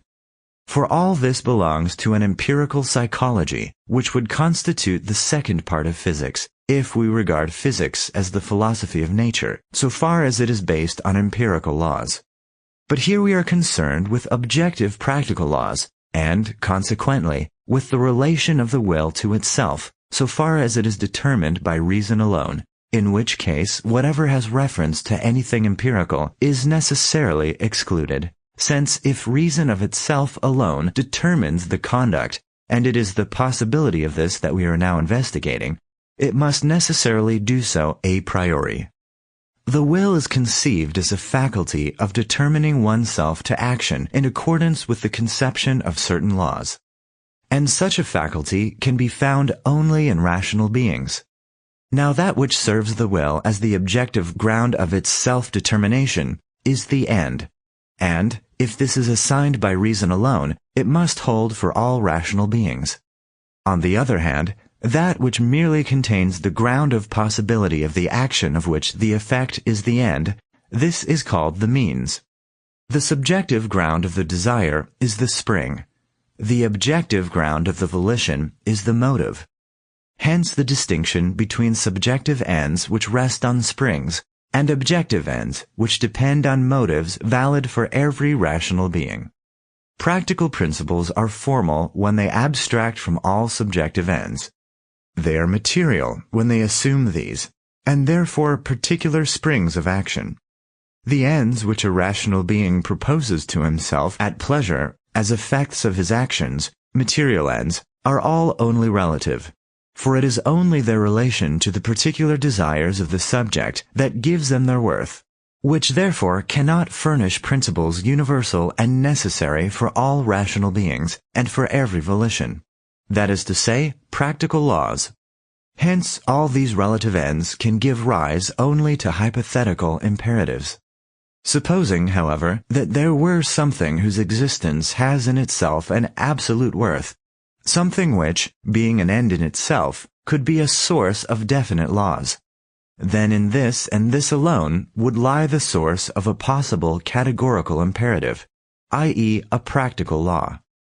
Now I say, man, and generally any rational being, exists as an end in himself, not merely as a means to be arbitrarily used by this or that will, but in all his actions, whether they concern himself or other rational beings, must be always regarded at the same time as an end. All objects of the inclinations have only a conditional worth, for if the inclinations and the wants founded on them did not exist, then their object would be without value. But the inclinations, themselves being sources of want, are so far from having an absolute worth for which they should be desired, that on the contrary it must be the universal wish of every rational being to be wholly free from them. Thus the worth of any object which is to be acquired by our action is always conditional.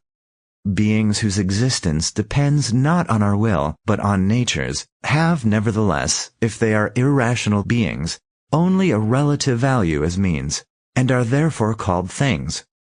Rational beings, on the contrary, are called persons, because their very nature points them out as ends in themselves.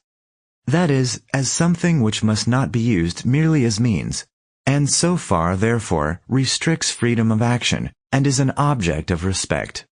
These, therefore, are not merely subjective ends whose existence has a worth for us as an effect of our action, but objective ends, that is, things whose existence is an end in itself, an end, moreover, for which no other can be substituted, which they should subserve merely as means, for otherwise nothing whatever would possess absolute worth. But if all worth were conditioned, and therefore contingent, then there would be no supreme practical principle of reason whatever. If then there is a supreme practical principle, or in respect of the human will, a categorical imperative, it must be one which, being drawn from the conception of that which is necessarily an end for everyone because it is an end in itself, constitutes an objective principle of will, and can therefore serve as a universal practical law. The foundation of this principle is, rational nature exists as an end in itself. Man necessarily conceives his own existence as being so. So far, then, this is a subjective principle of human actions. But every other rational being regards its existence similarly, just on the same rational principle that holds for me, so that it is at the same time an objective principle, from which, as a supreme practical law, all laws of the will must be capable of being deduced. Accordingly, the practical imperative will be as follows. So act as to treat humanity, whether in thine own person or in that of any other, in every case as an end withal, never as means only. We will now inquire whether this can be practically carried out. To abide by the previous examples, firstly, under the head of necessary duty to oneself, he who contemplates suicide should ask himself whether his action can be consistent with the idea of humanity as an end in itself. If he destroys himself in order to escape from painful circumstances, he uses a person merely as a mean to maintain a tolerable condition up to the end of life. But a man is not a thing, that is to say, something which can be used merely as means, but must in all his actions be always considered as an end in himself. I cannot, therefore, dispose in any way of a man in my own person so as to mutilate him, to damage or kill him. It belongs to ethics proper to define this principle more precisely, so as to avoid all misunderstanding, e.g., as to the amputation of the limbs in order to preserve myself, as to exposing my life to danger with a view to preserve it, etc. This question is therefore omitted here. Secondly, as regards necessary duties or those of strict obligation towards others, he who is thinking of making a lying promise to others will see at once that he would be using another man merely as a mean, without the latter containing at the same time the end in himself. For he whom I propose by such a promise to use for my own purposes cannot possibly assent to my mode of acting towards him, and therefore cannot himself contain the end of this action.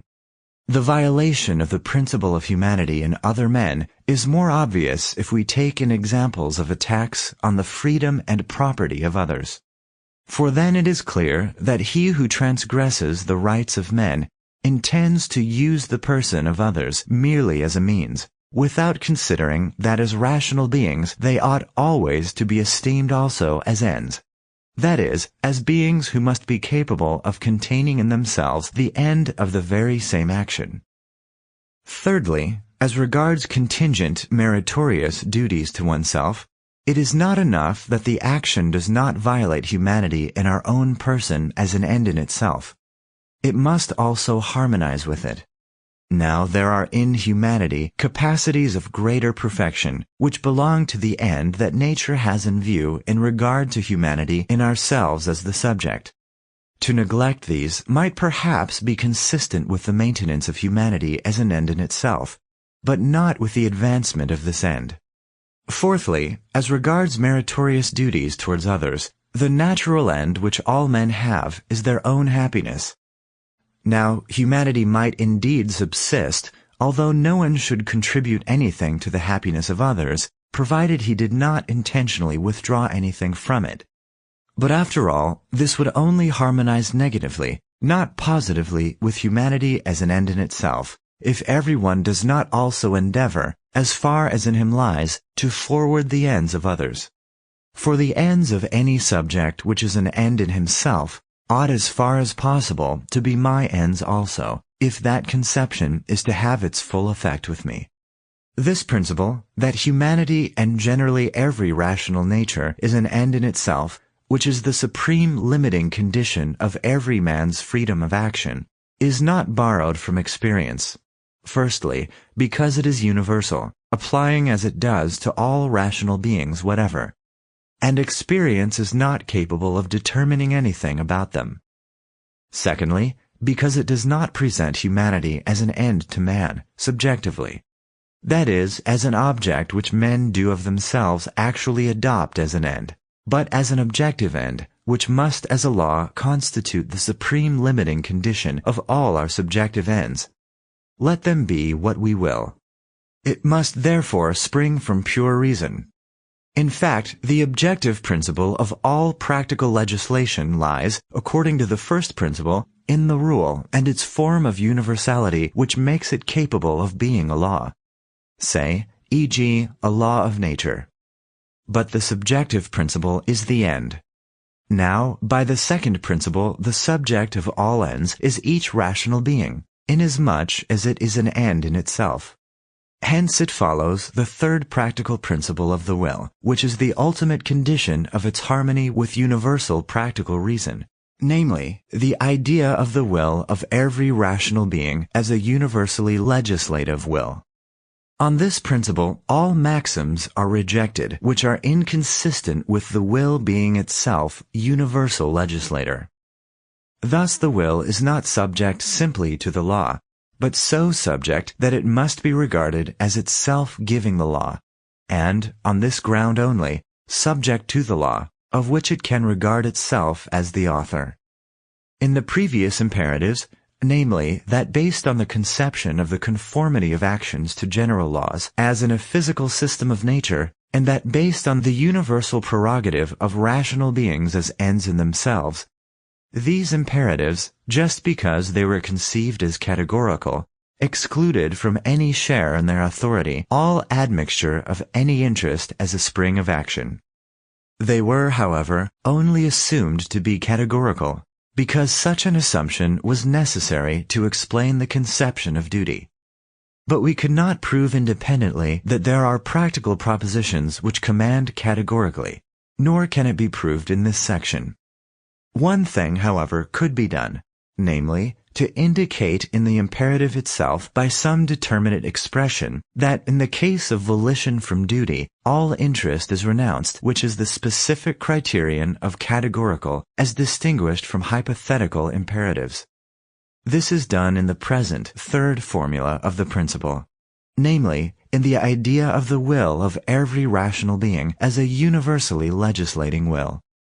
For although a will which is subject to laws may be attached to this law by means of an interest, yet a will which is itself a supreme lawgiver, so far as it is such, cannot possibly depend on any interest, since a will so dependent would itself still need another law restricting the interest of its self-love by the condition that it should be valid as universal law. Thus the principle that every human will is a will which in all its maxims gives universal laws, provided it be otherwise justified, would be very well adapted to be the categorical imperative, in this respect, namely, that just because of the idea of universal legislation, it is not based on interest, and therefore it alone among all possible imperatives can be unconditional. Or still better, converting the proposition, if there is a categorical imperative, i.e., a law for the will of every rational being, it can only command that everything be done from maxims of one's will, regarded as a will which could at the same time will that it should itself give universal laws. For in that case, only the practical principle and the imperative which it obeys are unconditional, since they cannot be based on any interest. Looking back now on all previous attempts to discover the principle of morality, we need not wonder why they all failed. It was seen that man was bound to laws by duty, but it was not observed that the laws to which he is subject are only those of his own giving, though at the same time they are universal, and that he is only bound to act in conformity with his own will. A will, however, which is designed by nature to give universal laws. For when one has conceived man only as subject to a law, no matter what, then this law required some interest, either by way of attraction or constraint, since it did not originate as a law from his own will, but this will was according to a law obliged by something else to act in a certain manner. Now, by this necessary consequence, all the labor spent in finding a supreme principle of duty was irrevocably lost. For men never elicited duty, but only a necessity of acting from a certain interest. Whether this interest was private or otherwise, in any case the imperative must be conditional, and could not by any means be capable of being a moral command. I will therefore call this the principle of autonomy of the will, in contrast with every other which I accordingly reckon as heteronomy. The conception of the will of every rational being as one which must consider itself as giving in all the maxims of its will universal laws, so as to judge itself and its actions from this point of view. This conception leads to another which depends on it and is very fruitful, namely that of a kingdom of ends. By a kingdom, I understand the union of different rational beings in a system by common laws. Now, since it is by laws that ends are determined as regards their universal validity, hence If we abstract from the personal differences of rational beings, and likewise from all the content of their private ends, we shall be able to conceive all ends combined in a systematic whole, including both rational beings as ends in themselves, and also the special ends which each may propose to himself. That is to say, we can conceive a kingdom of ends, which on the preceding principles is possible. For all rational beings come under the law that each of them must treat itself and all others never merely as means, but in every case at the same time as ends in themselves. Hence results a systematic union of rational beings by common objective laws, i.e., a kingdom which may be called a kingdom of ends, since what these laws have in view is just the relation of these beings to one another as ends and means. It is certainly only an ideal. A rational being belongs as a member to the kingdom of ends when, although giving universal laws in it, he is also himself subject to these laws. He belongs to it as sovereign when, while giving laws, he is not subject to the will of any other. A rational being must always regard himself as giving laws either as member or as sovereign in a kingdom of ends which is rendered possible by the freedom of the will. He cannot, however, maintain the latter position merely by maxims of his will, but only in case he is a completely independent being, without wants, and with unrestricted power adequate to his will. Morality consists, then, in the reference of all action to the legislation which alone can render a kingdom of ends possible. This legislation must be capable of existing in every rational being and of emanating from his will, so that the principle of this will is never to act on any maxim which could not without contradiction be also a universal law, and, accordingly, always so to act that the will could at the same time regard itself as giving in its maxims universal laws. If now the maxims of rational beings are not by their own nature coincident with this objective principle, then the necessity of acting on it is called practical necessitation, i.e., duty. Duty does not apply to the sovereign in the kingdom of ends, but it does to every member of it, and to all in the same degree. The practical necessity of acting on this principle, i.e., duty, does not rest at all on feelings, impulses, or inclinations, but solely on the relation of rational beings to one another, a relation in which the will of a rational being must always be regarded as legislative, since otherwise it could not be conceived as an end in itself.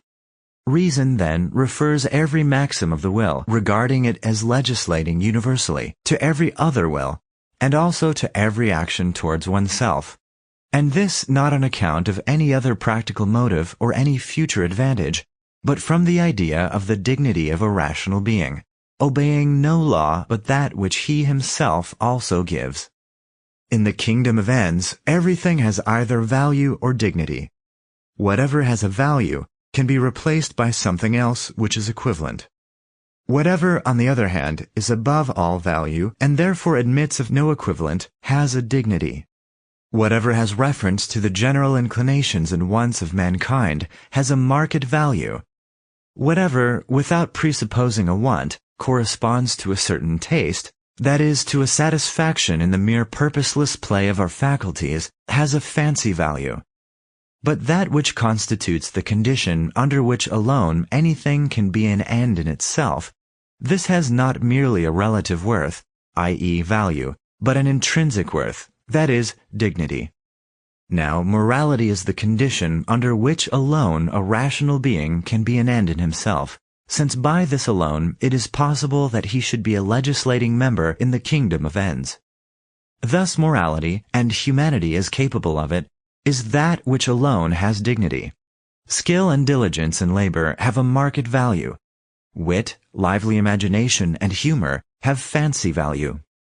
On the other hand, fidelity to promises, benevolence from principle, not from instinct, have intrinsic worth. Neither nature nor art contains anything which in default of these it could put in their place, for their worth consists not in the effects which spring from them, not in the use and advantage which they secure, but in the disposition of mind. that is, the maxims of the will which are ready to manifest themselves in such actions, even though they should not have the desired effect. These actions also need no recommendation from any subjective taste or sentiment, that they may be looked on with immediate favor and satisfaction. They need no immediate propension or feeling for them. They exhibit the will that performs them as an object of an immediate respect, and nothing but reason is required to impose them on the will, not to flatter it into them, which, in the case of duties, would be a contradiction. This estimation, therefore, shows that the worth of such a disposition is dignity, and places it infinitely above all value, with which it cannot for a moment be brought into comparison or competition without, as it were, violating its sanctity. What then is it which justifies virtue or the morally good disposition in making such lofty claims? It is nothing less than the privilege it secures to the rational being of participating in the giving of universal laws, by which it qualifies him to be a member of a possible kingdom of ends, a privilege to which he was already destined by his own nature as being an end in himself, and on that account legislating in the kingdom of ends, free as regards all laws of physical nature, and obeying those only which he himself gives, and by which his maxims can belong to a system of universal law, to which at the same time he submits himself.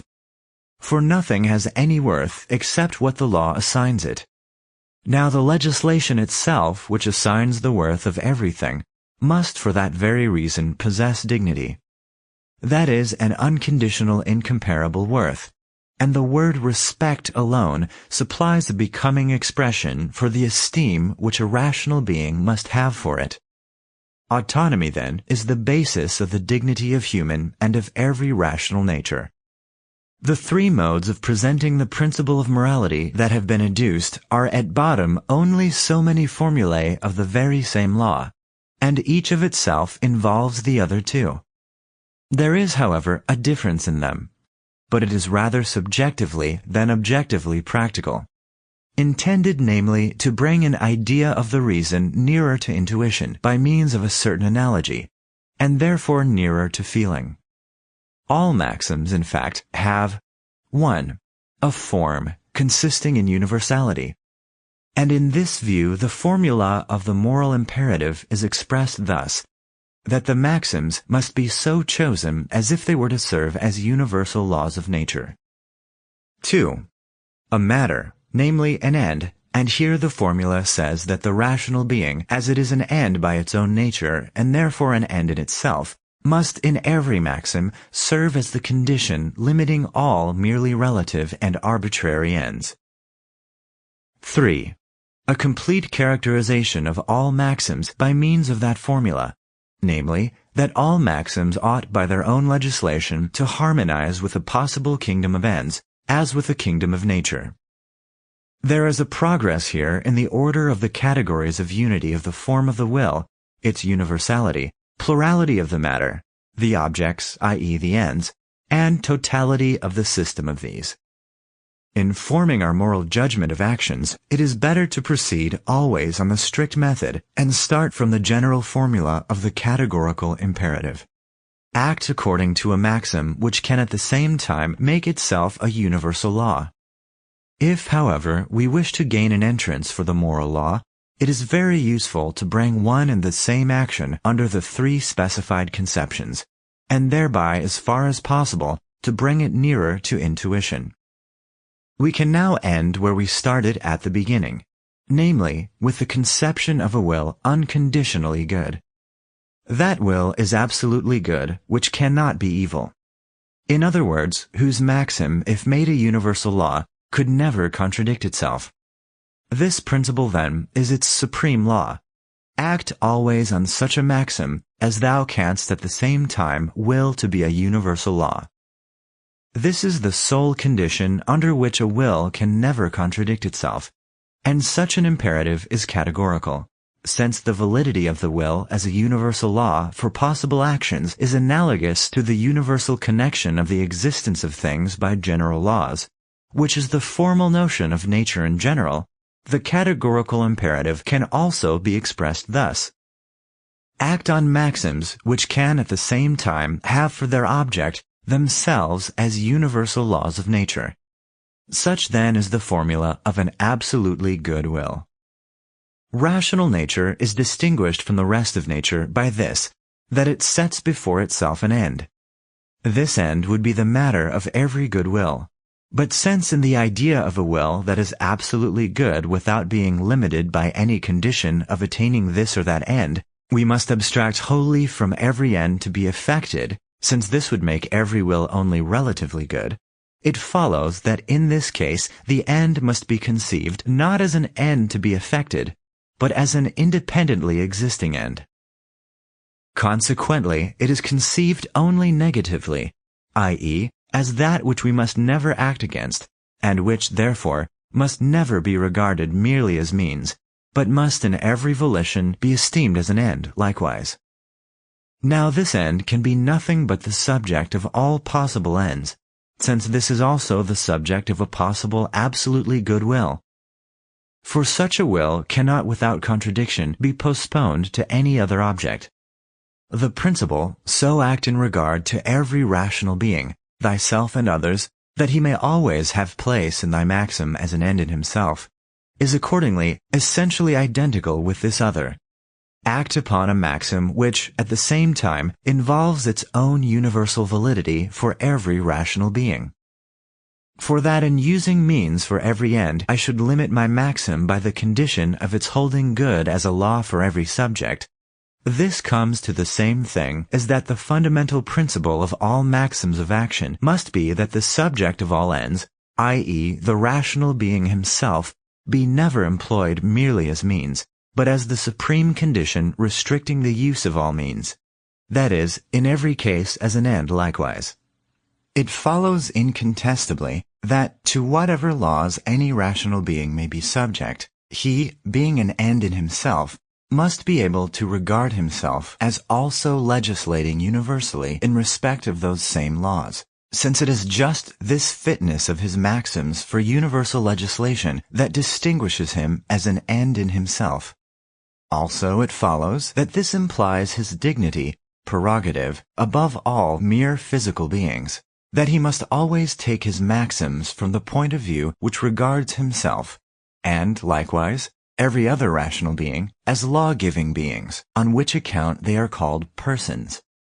In this way, a world of rational beings, mundus intelligibilis, is possible as a kingdom of ends, and this by virtue of the legislation proper to all persons as members.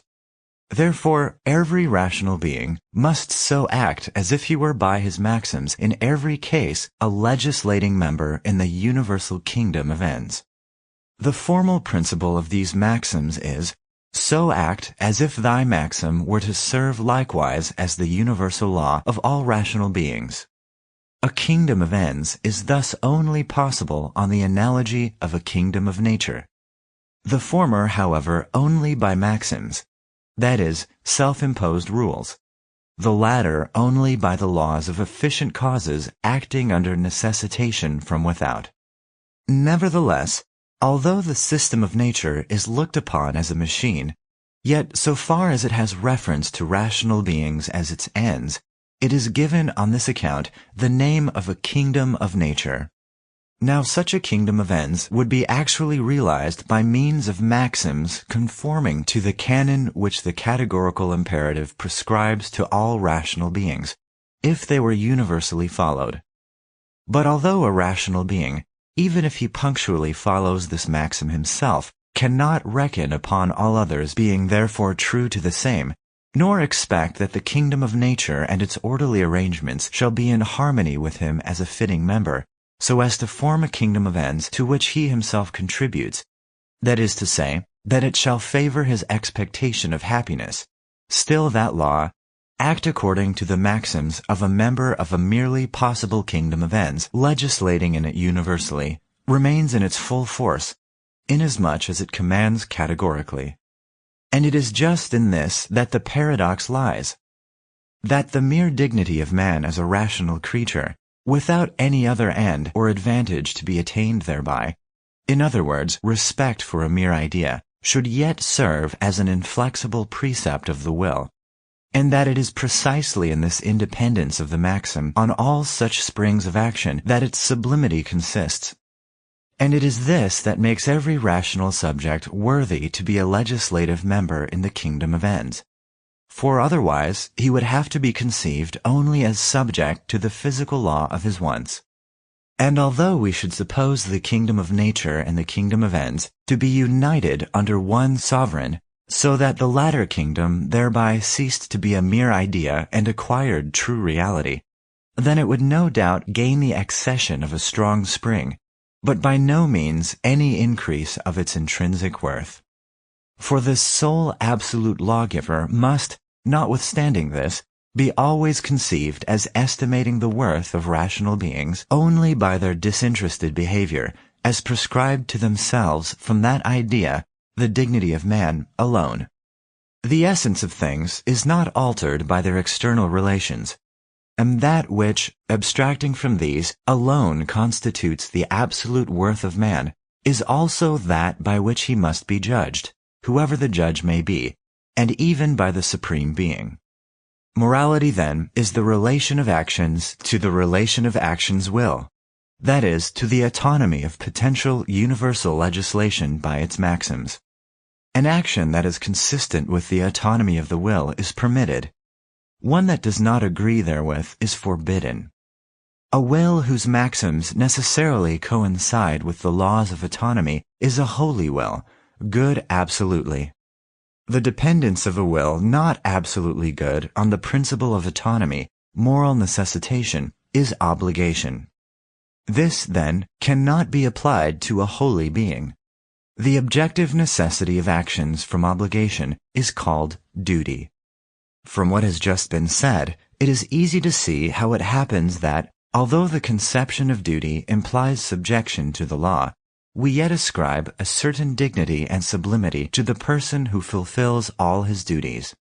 There is not, indeed, any sublimity in him, so far as he is subject to the moral law, but inasmuch as in regard to that very law he is likewise a legislator, and on that account alone subject to it, he has sublimity. We have also shown above that neither fear nor inclination, but simply respect for the law, is the spring which can give actions a moral worth. Our own will, so far as we suppose it to act only under the condition that its maxims are potentially universal laws, this ideal will which is possible to us is the proper object of respect, and the dignity of humanity consists just in this capacity of being universally legislative, though with the condition that it is itself subject to this same legislation. The autonomy of the will as the supreme principle of morality. Autonomy of the will is that property of it by which it is a law to itself, independently of any property of the objects of volition. The principle of autonomy, then, is always so to choose that the same volition shall comprehend the maxims of our choice as a universal law. We cannot prove that this practical rule is an imperative, i.e., that the will of every rational being is necessarily bound to it as a condition, by a mere analysis of the conceptions which occur in it, since it is a synthetical proposition. We must advance beyond the cognition of the objects to a critical examination of the subject, that is, of the pure practical reason. For this synthetic proposition which commands apodeictically must be capable of being cognized wholly a priori. This matter, however, does not belong to the present section. But that the principle of autonomy in question is the sole principle of morals can be readily shown by mere analysis of the conceptions of morality. For by this analysis we find that its principle must be a categorical imperative, and that what this commands is neither more nor less than this very autonomy. Heteronomy of the will as the source of all spurious principles of morality. If the will seeks the law which is to determine it anywhere else than in the fitness of its maxims to be universal laws of its own dictation, consequently, if it goes out of itself and seeks this law in the character of any of its objects, there always results heteronomy. The will in that case does not give itself the law, but it is given by the object through its relation to the will. This relation, whether it rests on inclination or on conceptions of reason, only admits of hypothetical imperatives. I ought to do something because I wish for something else. On the contrary, the moral and therefore categorical imperative says, I ought to do so and so, even though I should not wish for anything else. E.g., the former says, I ought not to lie if I would retain my reputation. The latter says, I ought not to lie, although it should not bring me the least discredit. The latter, therefore, must so far abstract from all objects that they shall have no influence on the will, in order that practical reason, will, may not be restricted to administering an interest not belonging to it, but may simply show its own commanding authority as the supreme legislation. Thus, e.g., I ought to endeavor to promote the happiness of others, not as if its realization involved any concern of mine, whether by immediate inclination or by any satisfaction indirectly gained through reason, but simply because a maxim which excludes it cannot be comprehended as a universal law in one and the same volition. Classification of all principles of morality which can be founded on the conception of heteronomy. Here, as elsewhere, human reason in its pure use, so long as it was not critically examined, has first tried all possible wrong ways before it succeeded in finding the one true way. All principles which can be taken from this point of view are either empirical or rational. The former, drawn from the principle of happiness, are built on physical or moral feelings. The latter, drawn from the principle of perfection, are built either on the rational conception of perfection as a possible effect, or on that of an independent perfection, the will of God, as the determining cause of our will. Empirical principles are wholly incapable of serving as a foundation for moral laws, for the universality with which these should hold for all rational beings without distinction, the unconditional practical necessity which is thereby imposed on them is lost when their foundation is taken from the particular constitution of human nature, or the accidental circumstances in which it is placed. The principle of private happiness, however, is the most objectionable, not merely because it is false and experience contradicts the supposition that prosperity is always proportioned to good conduct, nor yet merely because it contributes nothing to the establishment of morality, since it is quite a different thing to make a prosperous man and a good man, or to make one prudent and sharp-sighted for his own interests, and to make him virtuous. But because the springs it provides for morality are such as rather undermine it and destroy its sublimity, since they put the motives to virtue and to vice in the same class, and only teach us to make a better calculation, the specific difference between virtue and vice being entirely extinguished. On the other hand, as to moral feeling, this supposed special sense, the appeal to it is indeed superficial, when those who cannot think believe that feeling will help them out, even in what concerns general laws. And besides, feelings, which naturally differ infinitely in degree, cannot furnish a uniform standard of good and evil. Nor has anyone a right to form judgments for others by his own feelings. Nevertheless, this moral feeling is nearer to morality and its dignity in this respect, that it pays virtue the honor of ascribing to her immediately the satisfaction and esteem we have for her, and does not, as it were, tell her to her face that we are not attached to her by her beauty, but by profit. Amongst the rational principles of morality, the ontological conception of perfection, notwithstanding its defects, is better than the theological conception which derives morality from a divine, absolutely perfect will. The former is, no doubt, empty and indefinite, and consequently useless for finding in the boundless field of possible reality the greatest amount suitable for us. Moreover, in attempting to distinguish specifically the reality of which we are now speaking from every other, it inevitably tends to turn in a circle, and cannot avoid tacitly presupposing the morality which it is to explain. It is nevertheless preferable to the theological view, first, because we have no intuition of the divine perfection, and can only deduce it from our own conceptions, the most important of which is that of morality. and our explanation would thus be involved in a gross circle.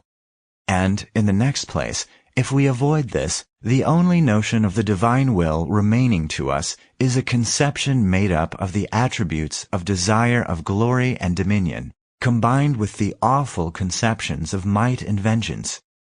And any system of morals erected on this foundation would be directly opposed to morality. However, if I had to choose between the notion of the moral sense and that of perfection in general, two systems which at least do not weaken morality, although they are totally incapable of serving as its foundation, then I should decide for the latter, because it at least withdraws the decision of the question from the sensibility, and brings it to the court of pure reason. And although even here it decides nothing, it at all events preserves the indefinite idea of a will good in itself, free from corruption, until it shall be more precisely defined. For the rest, I think I may be excused here from a detailed refutation of all these doctrines. That would only be superfluous labor, since it is so easy, and is probably so well seen even by those whose office requires them to decide for one of these theories, because their hearers would not tolerate suspension of judgment. But what interests us more here is to know that the prime foundation of morality laid down by all these principles is nothing but heteronomy of the will. And for this reason they must necessarily miss their aim. In every case where an object of the will has to be supposed, in order that the rule may be prescribed which is to determine the will, there the rule is simply heteronomy. The imperative is conditional, namely, if or because one wishes for this object, one should act so and so. Hence, it can never command morally, that is, categorically. Whether the object determines the will by means of inclination, as in the principle of private happiness, or by means of reason directed to objects of our possible volition generally, as in the principle of perfection, in either case the will never determines itself immediately by the conception of the action, but only by the influence which the foreseen effect of the action has on the will. I ought to do something on this account because I wish for something else. And here there must be yet another law assumed in me as its subject, by which I necessarily will this other thing. And this law again requires an imperative to restrict this maxim.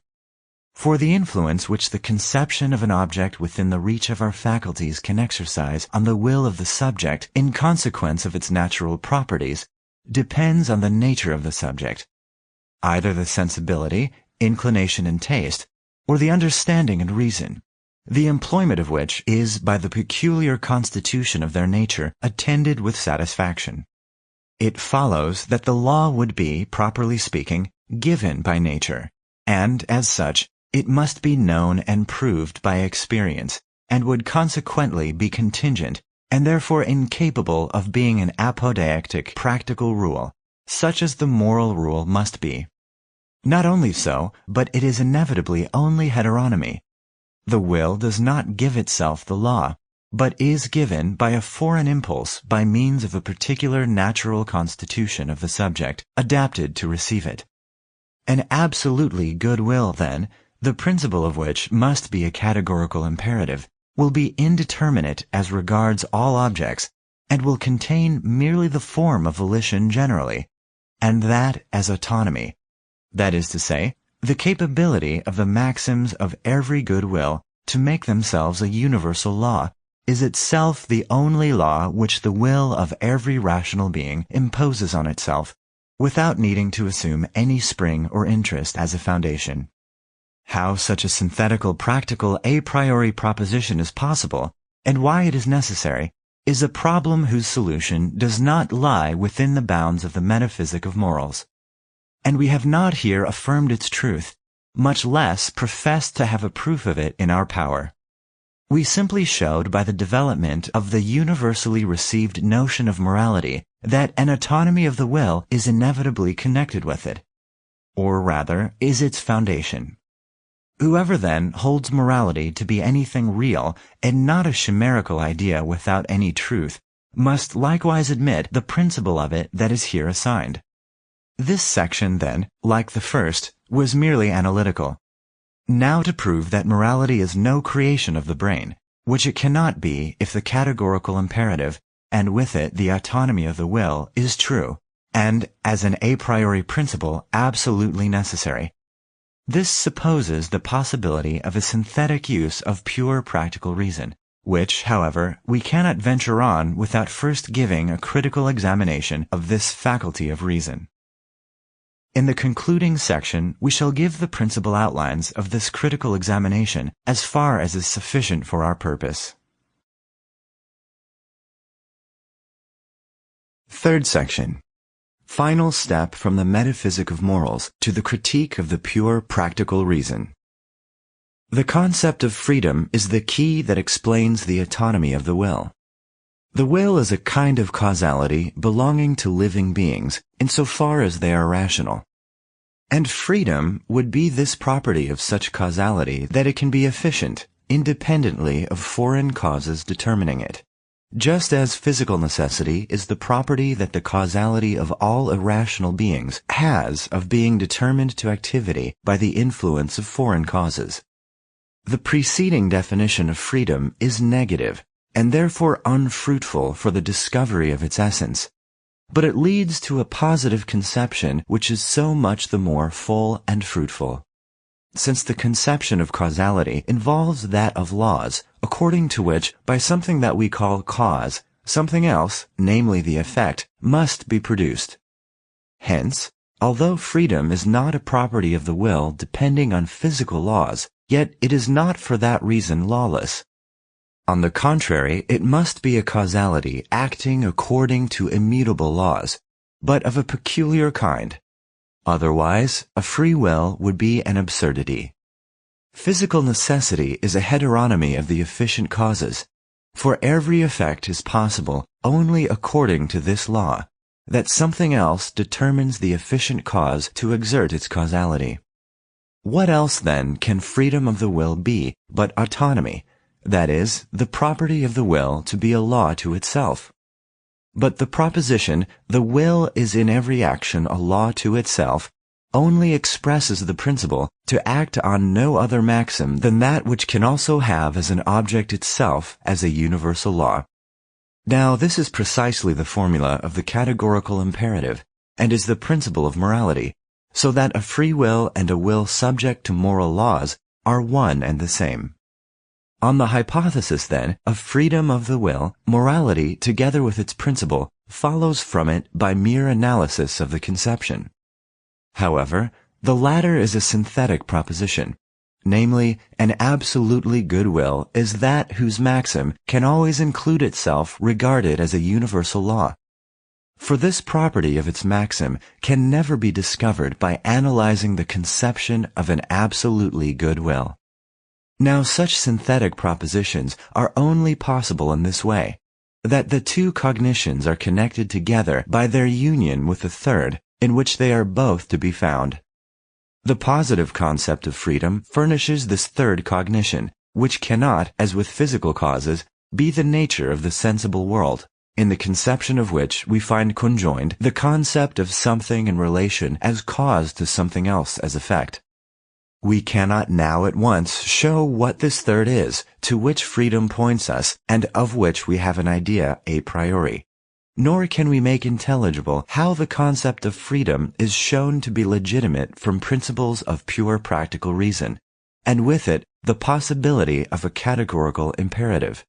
But some further preparation is required. Freedom must be presupposed as a property of the will of all rational beings. It is not enough to predicate freedom of our own will, from whatever reason, if we have not sufficient grounds for predicating the same of all rational beings. For as morality serves as a law for us only because we are rational beings, it must also hold for all rational beings, and as it must be deduced simply from the property of freedom, it must be shown that freedom also is a property of all rational beings. It is not enough, then, to prove it from certain supposed experiences of human nature, which indeed is quite impossible, and it can only be shown a priori. But we must show that it belongs to the activity of all rational beings endowed with a will. Now, I say every being that cannot act except under the idea of freedom is just for that reason, in a practical point of view, really free. That is to say, all laws which are inseparably connected with freedom have the same force for him as if his will had been shown to be free in itself by a proof theoretically conclusive.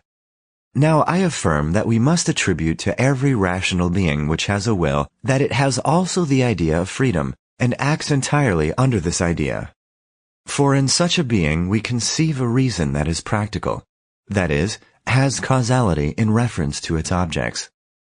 Now we cannot possibly conceive a reason consciously receiving a bias from any other quarter with respect to its judgments, for then the subject would ascribe the determination of its judgment not to its own reason, but to an impulse.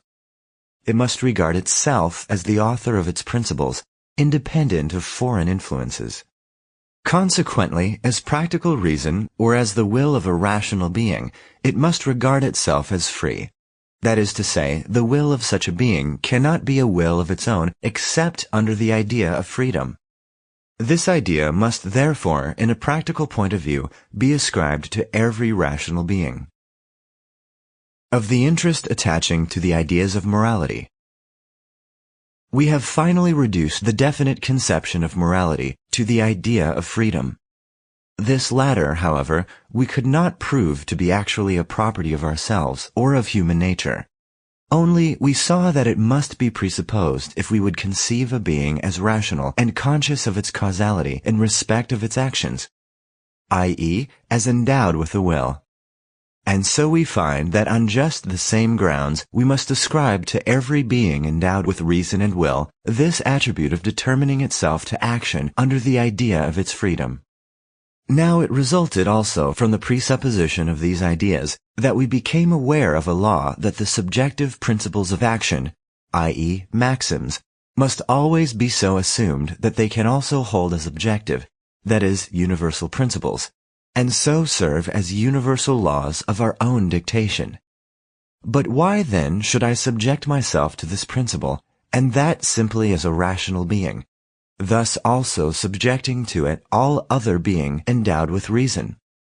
I will allow that no interest urges me to this, for that would not give a categorical imperative, but I must take an interest in it and discern how this comes to pass.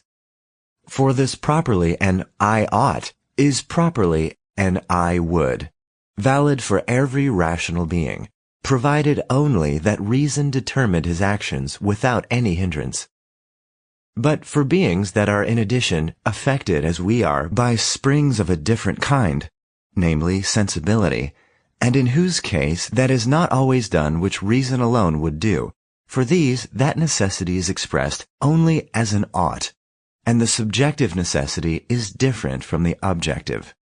It seems then as if the moral law, that is, the principle of autonomy of the will, were properly speaking only presupposed in the idea of freedom, and as if we could not prove its reality and objective necessity independently. In that case, we should still have gained something considerable by at least determining the true principle more exactly than had previously been done. But as regards its validity and the practical necessity of subjecting oneself to it, we should not have advanced a step.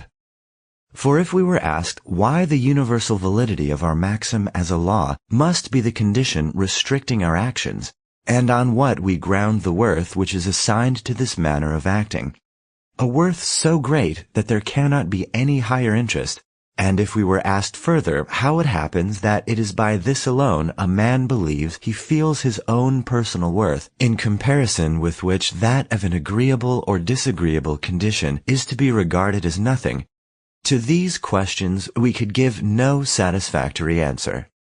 We find indeed sometimes that we can take an interest in the personal quality which does not involve any interest of external condition, provided this quality makes us capable of participating in the condition in case reason were to effect the allotment. That is to say, the mere being worthy of happiness can interest of itself even without the motive of participating in this happiness.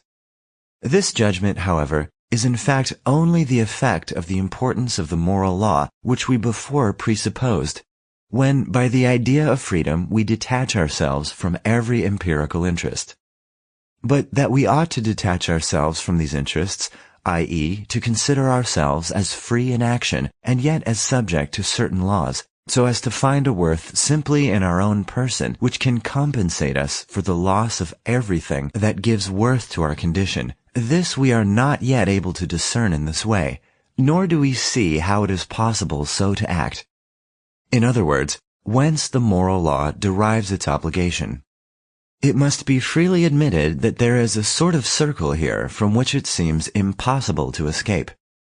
In the order of efficient causes, we assume ourselves free, in order that in the order of ends we may conceive ourselves as subject to moral laws. And we afterwards conceive ourselves as subject to these laws, because we have attributed to ourselves freedom of will. For freedom and self-legislation of will are both autonomy, and therefore are reciprocal conceptions. And for this very reason, one must not be used to explain the other, or give the reason of it, but at most only logical purposes to reduce apparently different notions of the same object to one single concept, as we reduce different fractions of the same value to the lowest terms. One resource remains to us, namely, to inquire whether we do not occupy different points of view, when by means of freedom we think ourselves as causes efficient a priori, and when we form our conception of ourselves from our actions as effects which we see before our eyes. It is a remark which needs no subtle reflection to make, but which we may assume that even the commonest understanding can make, although it be after its fashion by an obscure discernment of judgment which it calls feeling, that all the ideas that come to us involuntarily, as those of the senses, do not enable us to know objects otherwise than as they affect us, so that what they may be in themselves remains unknown to us, and consequently that as regards ideas of this kind, even with the closest attention and clearness that the understanding can apply to them, we can by them only attain to the knowledge of appearances, never to that of things in themselves. As soon as this distinction has once been made, perhaps merely in consequence of the difference observed between the ideas given us from without, and in which we are passive, and those that we produce simply from ourselves, and in which we show our own activity, then it follows of itself that we must admit and assume behind the appearance something else that is not an appearance, namely the things in themselves. Although we must admit that as they can never be known to us except as they affect us, we can come no nearer to them, nor can we ever know what they are in themselves. This must furnish a distinction, however crude, between a world of sense and the world of understanding, of which the former may be different according to the difference of the sensuous impressions in various observers, while the second, which is its basis, always remains the same. Even as to himself, a man cannot pretend to know what he is in himself from the knowledge he has by internal sensation. For as he does not, as it were, create himself, and does not come by the conception of himself a priori, but empirically, it naturally follows that he can obtain his knowledge even of himself only by the inner sense, and consequently only through the appearances of his nature and the way in which his consciousness is affected.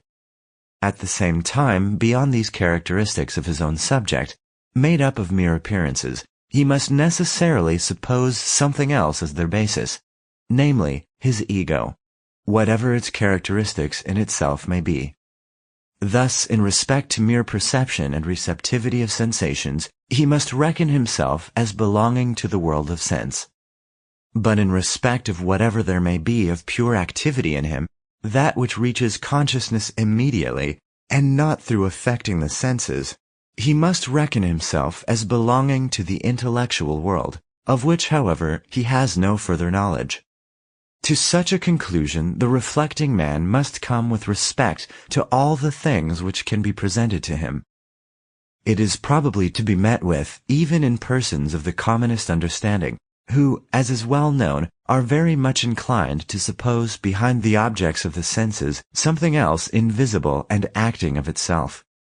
They spoil it, however, by presently sensualizing this invisible again. That is to say, wanting to make it an object of tuition, so that they do not become a whit the wiser. Now man really finds in himself a faculty by which he distinguishes himself from everything else, even from himself as affected by objects, and that is reason. This, being pure spontaneity, is even elevated above the understanding. For although the latter is a spontaneity and does not, like sense, merely contain intuitions that arise when we are affected by things, and are therefore passive, yet it cannot produce from its activity any other conceptions than those which merely serve to bring the intuitions of sense under rules, and thereby to unite them in one consciousness. And without this use of the sensibility, it could not think at all.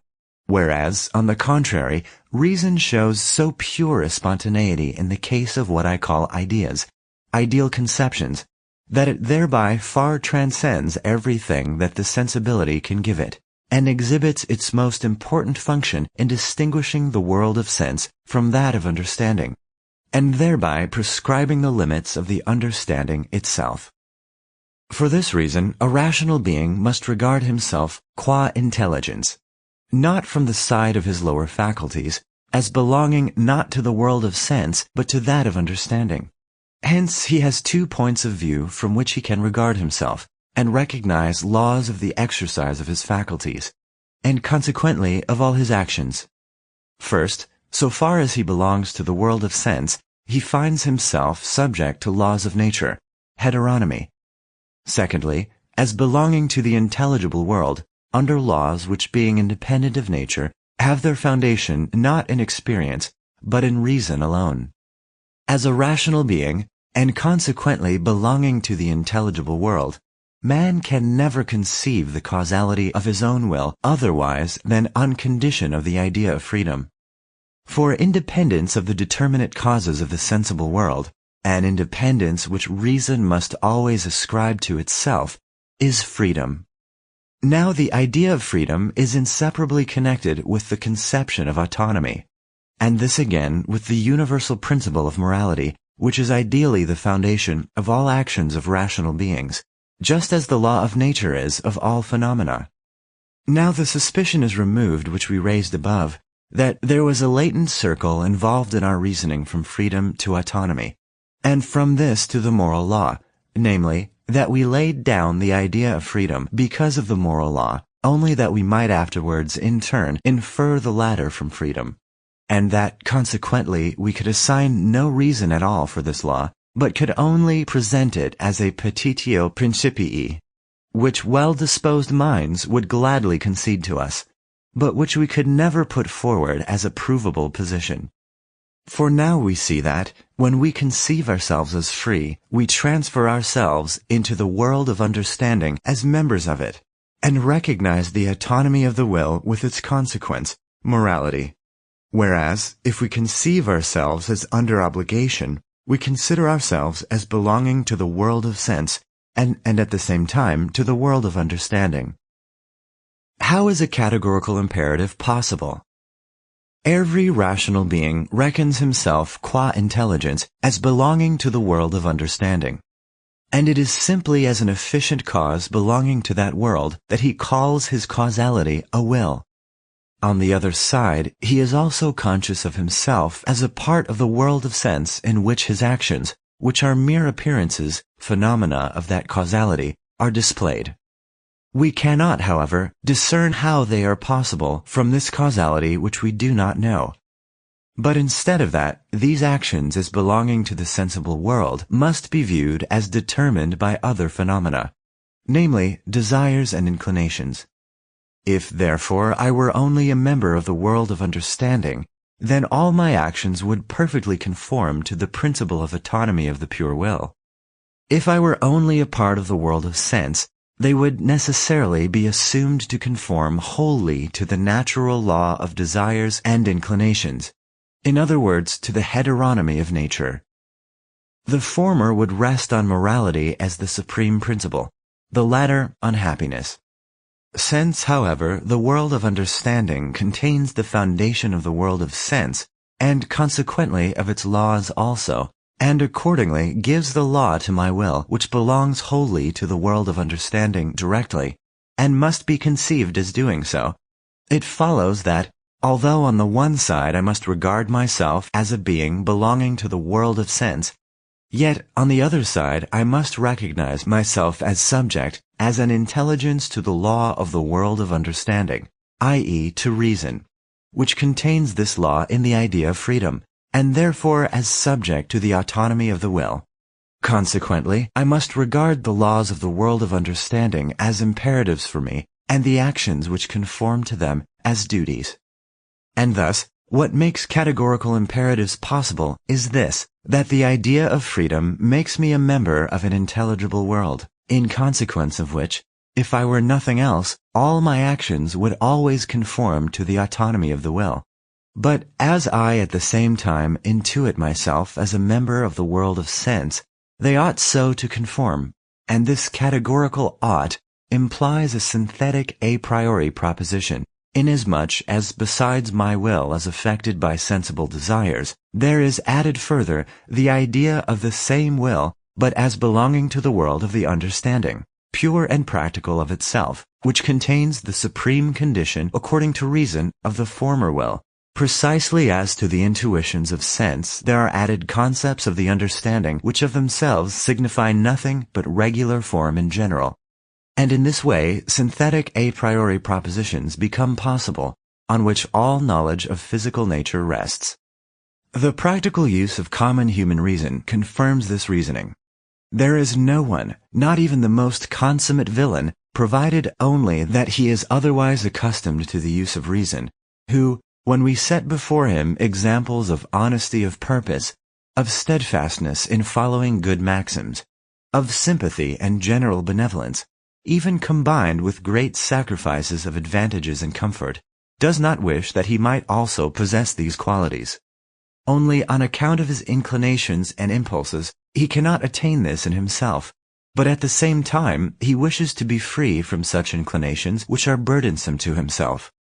He proves by this that he transfers himself in thought with a will free from the impulses of the sensibility into an order of things wholly different from that of his desires in the field of the sensibility, since he cannot expect to obtain by that wish any gratification of his desires, nor any position which would satisfy any of his actual or supposable inclinations. For this would destroy the preeminence of the very idea which wrests that wish from him. He can only expect a greater intrinsic worth of his own person. This better person, however, he imagines himself to be when he transfers himself to the point of view of a member of the world of the understanding, to which he is involuntarily forced by the idea of freedom, i.e., of independence on determining causes of the world of sense. And from this point of view he is conscious of a good will, which by his own confession constitutes the law for the bad will that he possesses as a member of the world of sense, a law whose authority he recognizes while transgressing it. What he morally ought is then what he necessarily would, as a member of the world of the understanding, and is conceived by him as an ought only inasmuch as he likewise considers himself as a member of the world of sense. Of the extreme limits of all practical philosophy. All men attribute to themselves freedom of will. Hence come all judgments upon actions as being such as ought to have been done, although they have not been done. However, this freedom is not a conception of experience, nor can it be so, since it still remains, even though experience shows the contrary of what on supposition of freedom are conceived as its necessary consequences. On the other side, it is equally necessary that everything that takes place should be fixedly determined according to laws of nature. This necessity of nature is likewise not an empirical conception, just for this reason, that it involves the motion of necessity and consequently of a priori cognition. But this conception of a system of nature is confirmed by experience, and it must even be inevitably presupposed if experience itself is to be possible, that is, a connected knowledge of the objects of sense resting on general laws. Therefore, freedom is only an idea of reason, and its objective reality in itself is doubtful. while nature is a concept of the understanding which proves and must necessarily prove its reality in examples of experience.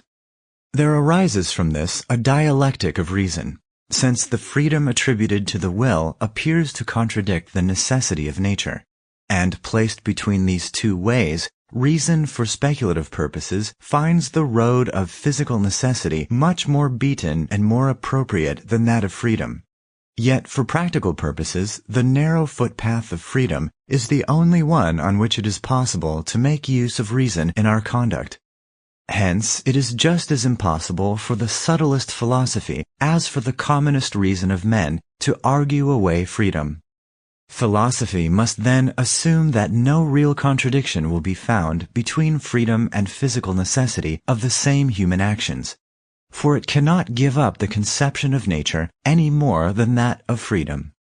Nevertheless, even though we should never be able to comprehend how freedom is possible, we must at least remove this apparent contradiction in a convincing manner. For if the thought of freedom contradicts either itself or nature, which is equally necessary, it must, in competition with physical necessity, be entirely given up.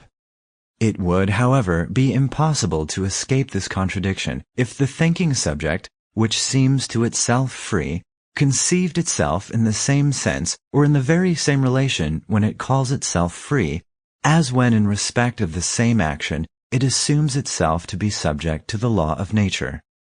Hence it is an indispensable problem of speculative philosophy to show that its illusion respecting the contradiction rests on this, that we think of man in a different sense and relation when we call him free and when we regard him as subject to the laws of nature as being part and parcel of nature. It must therefore show that not only can both these very well coexist, but that both must be thought as necessarily united in the same subject, since otherwise no reason could be given why we should burden reason with an idea which, though it may be possibly without contradiction, be reconciled with another that is sufficiently established, yet entangles us in a perplexity which sorely embarrasses reason in its theoretic employment. This duty, however, belongs only to speculative philosophy. The philosopher, then, has no option whether he will remove the apparent contradiction or leave it untouched, for in the latter case the theory respecting this would be bonum vacans, into the possession of which the fatalist would have a right to enter and chase all morality out of its supposed domain as occupying it without title.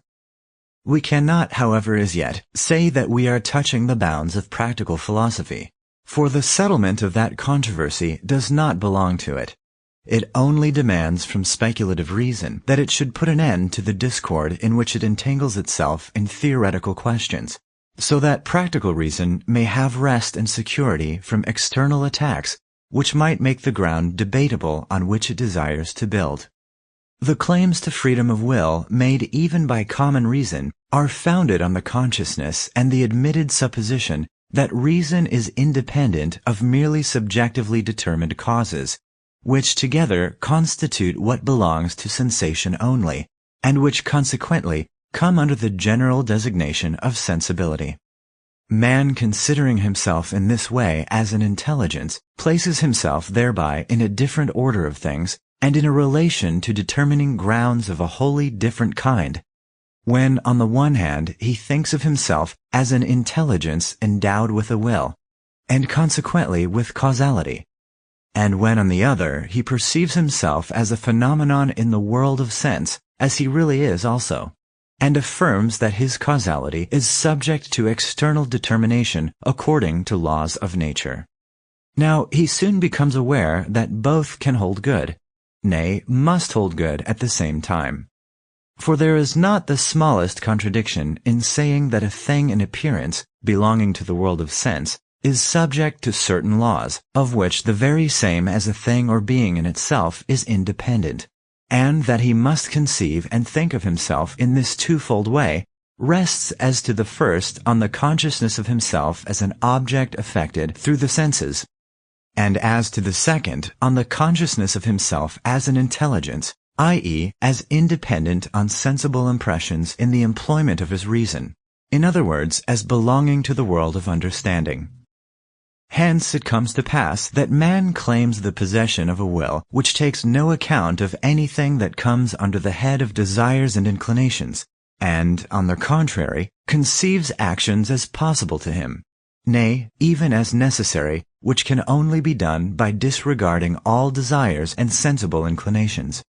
The causality of such actions lies in him as an intelligence, and in the laws of effects and actions, which depend on the principles of an intelligible world, of which indeed he knows nothing more than that in it pure reason alone, independent of sensibility, gives the law.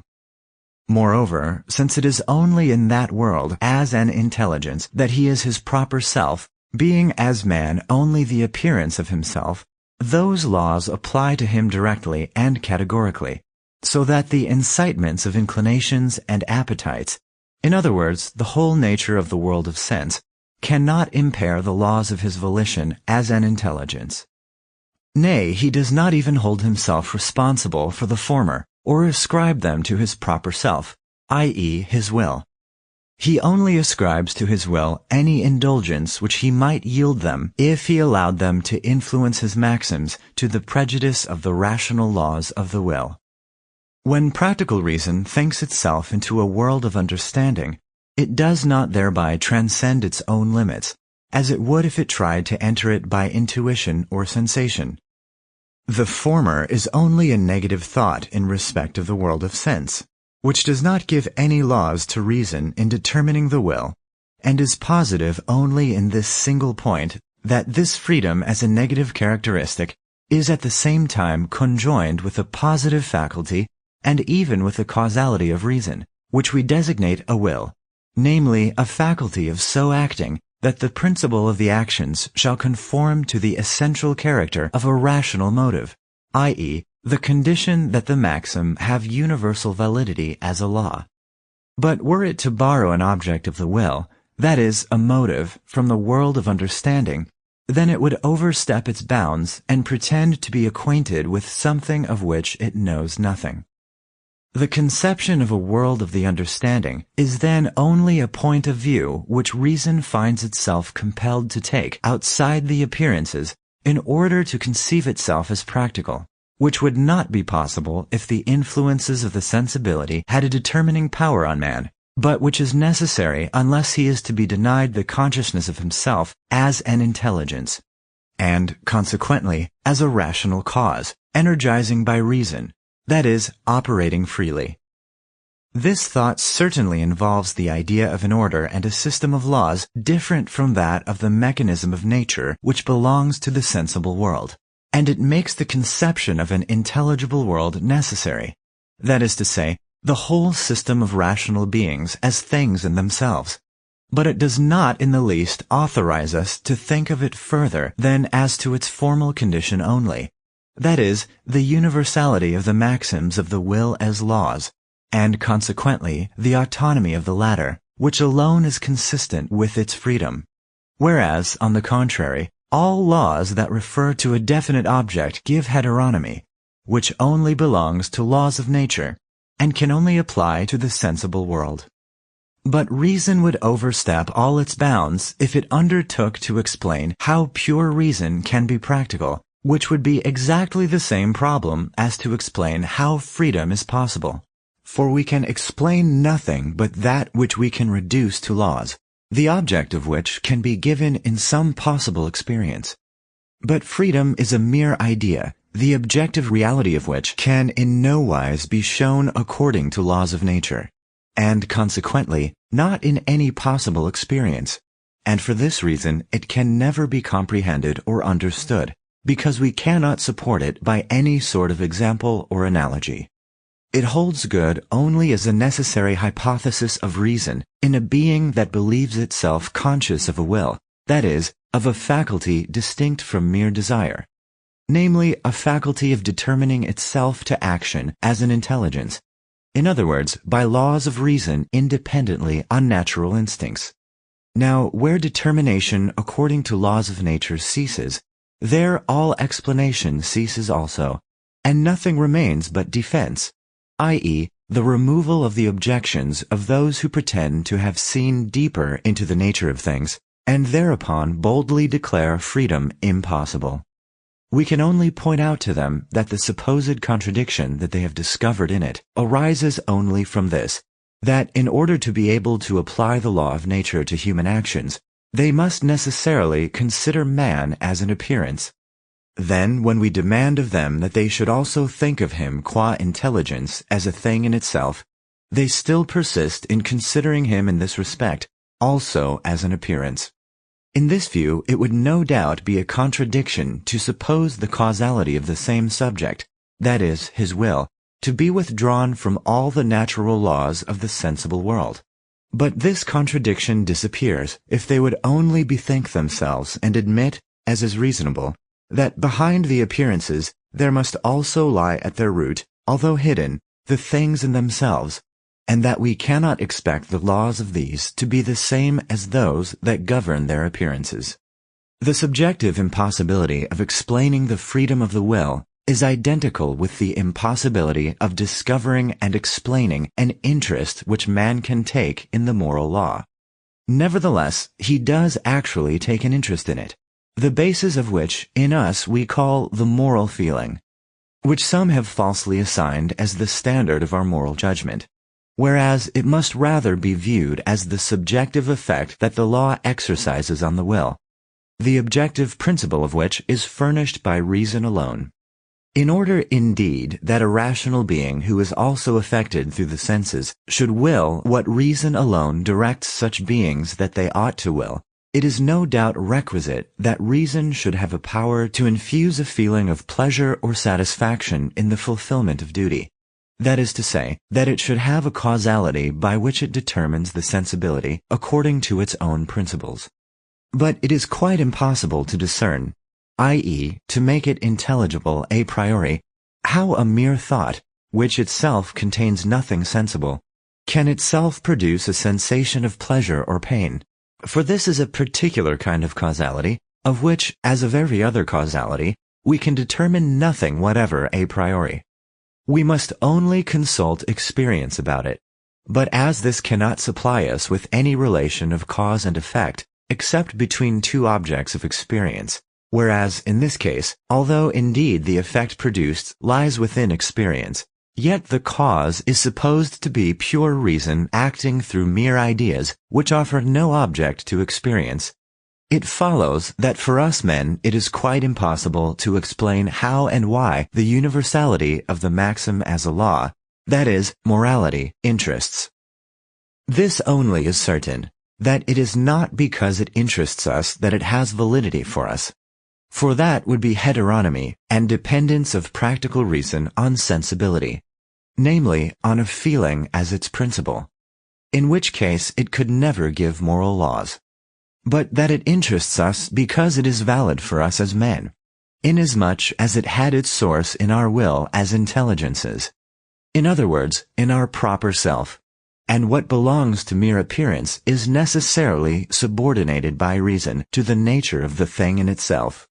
The question, then, how a categorical imperative is possible, can be answered to this extent, that we can assign the only hypothesis on which it is possible, namely the idea of freedom. And we can also discern the necessity of this hypothesis, as this is sufficient for the practical exercise of reason, that is, for the conviction of the validity of this imperative, and hence of the moral law.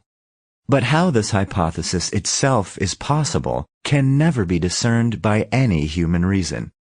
On the hypothesis, however, that the will of an intelligence is free, its autonomy as the essential formal condition of its determination is a necessary consequence. Moreover, this freedom of will is not merely quite possible as a hypothesis, not involving any contradiction to the principle of physical necessity in the connection of the phenomena of the sensible world, as speculative philosophy can show.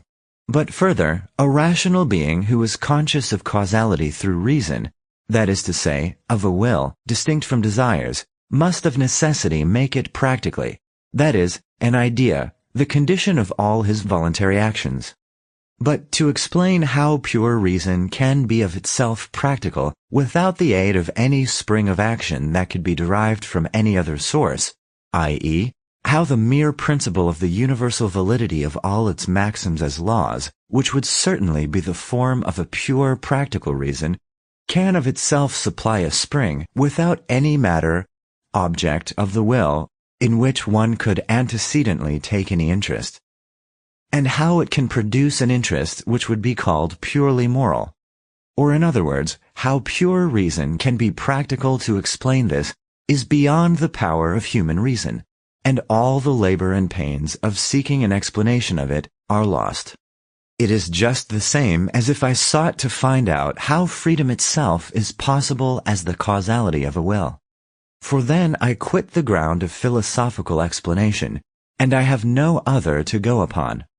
I might indeed revel in the world of intelligences which still remains to me, but although I have an idea of it which is well-founded, yet I have not the least knowledge of it, nor can I ever attain to such knowledge with all the efforts of my natural faculty of reason. It signifies only a something that remains over when I have eliminated everything belonging to the world of sense from the actuating principles of my will, serving merely to keep in bounds the principle of motives taken from the field of sensibility, fixing its limits and showing that it does not contain all in all within itself, but that there is more beyond it. But this something more I know no further. Of pure reason which frames this ideal, there remains after the abstraction of all matter, i.e., knowledge of objects, nothing but the form, namely, the practical law of the universality of the maxims, and in conformity with this conception of reason in reference to a pure world of understanding as a possible efficient cause, that is, a cause determining the will, there must here be a total absence of springs. Unless this idea of an intelligible world is itself the spring, or that in which reason primarily takes an interest. But to make this intelligible is precisely the problem that we cannot solve. Here now is the extreme limit of all moral inquiry, and it is of great importance to determine it even on this account, in order that reason may not, on the one hand, to the prejudice of morals, seek about in the world of sense for the supreme motive and an interest comprehensible but empirical, and on the other hand, that it may not impotently flap its wings without being able to move in the, for it, empty space of transcendent concepts which we call the intelligible world, and so lose itself amidst chimeras. For the rest, the idea of a pure world of understanding as a system of all intelligences, and to which we ourselves as rational beings belong, although we are likewise on the other side members of the sensible world, this remains always a useful and legitimate idea for the purposes of rational belief, although all knowledge stops at its threshold. Useful, namely, to produce in us a lively interest in the moral law by means of the noble ideal of a universal kingdom of ends in themselves, rational beings, to which we can belong as members, then, only when we carefully conduct ourselves according to the maxims of freedom as if they were laws of nature. Concluding remark. The speculative employment of reason with respect to nature leads to the absolute necessity of some supreme cause of the world. The practical employment of reason with a view to freedom leads also to absolute necessity, but only of the laws of the actions of a rational being as such. Now, it is an essential principle of reason, however employed, to push its knowledge to a consciousness of its necessity, without which it would not be rational knowledge. It is, however, an equally essential restriction of the same reason that it can neither discern the necessity of what is or what happens, nor of what ought to happen, unless a condition is supposed on which it is or happens or ought to happen. In this way, however, by the constant inquiry for the condition, the satisfaction of reason is only further and further postponed. Hence it unceasingly seeks the unconditionally necessary, and finds itself forced to assume it, although without any means of making it comprehensible to itself. Happy enough if only it can discover a conception which agrees with this assumption. It is therefore no fault in our deduction of the supreme principle of morality, but an objection that should be made to human reason in general, that it cannot enable us to conceive the absolute necessity of an unconditional practical law, such as the categorical imperative must be. It cannot be blamed for refusing to explain this necessity by a condition, that is to say, by means of some interest assumed as a basis, since the law would then cease to be a supreme law of reason. And thus, while we do not comprehend the practical unconditional necessity of the moral imperative, yet we comprehend its incomprehensibility.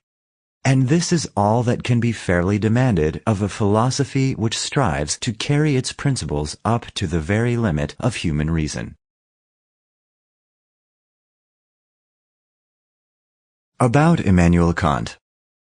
Kant defined the Enlightenment in the essay answering the question, "What is enlightenment?" as an age shaped by the motto, "Dare to know."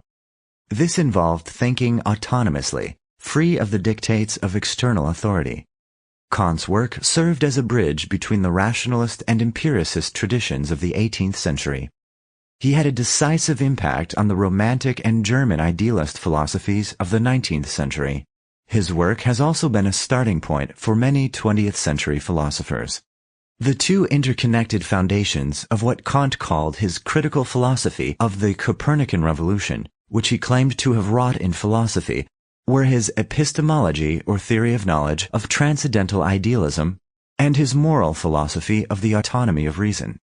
These placed the active, rational human subject at the center of the cognitive and moral worlds. With regard to knowledge, Kant argued that the rational order of the world as known by science could never be accounted for merely by the fortuitous accumulation of sense perceptions. It was instead the product of a rule-based activity of synthesis. This consisted of conceptual unification and integration carried out by the mind through concepts, or the categories of understanding, operating on perceptions within space and time, which are not concepts, but forms of sensibility that are necessary conditions for any possible experience. Thus the objective order of nature and the causal necessity that operates within it are products of the mind in its interaction with what lies outside of mind, the thing in itself. With regard to morality, Kant argued that the source of the good lies not in anything outside the human subject, either in nature or given by God, but rather only in a good will. A good will is one that acts in accordance with universal moral laws that the autonomous human being freely gives itself. These laws obligate her or him to treat other human beings as ends rather than as means to an end. These Kantian ideas have largely framed or influenced all subsequent philosophical discussion and analysis. The specifics of Kant's account generated immediate and lasting controversy.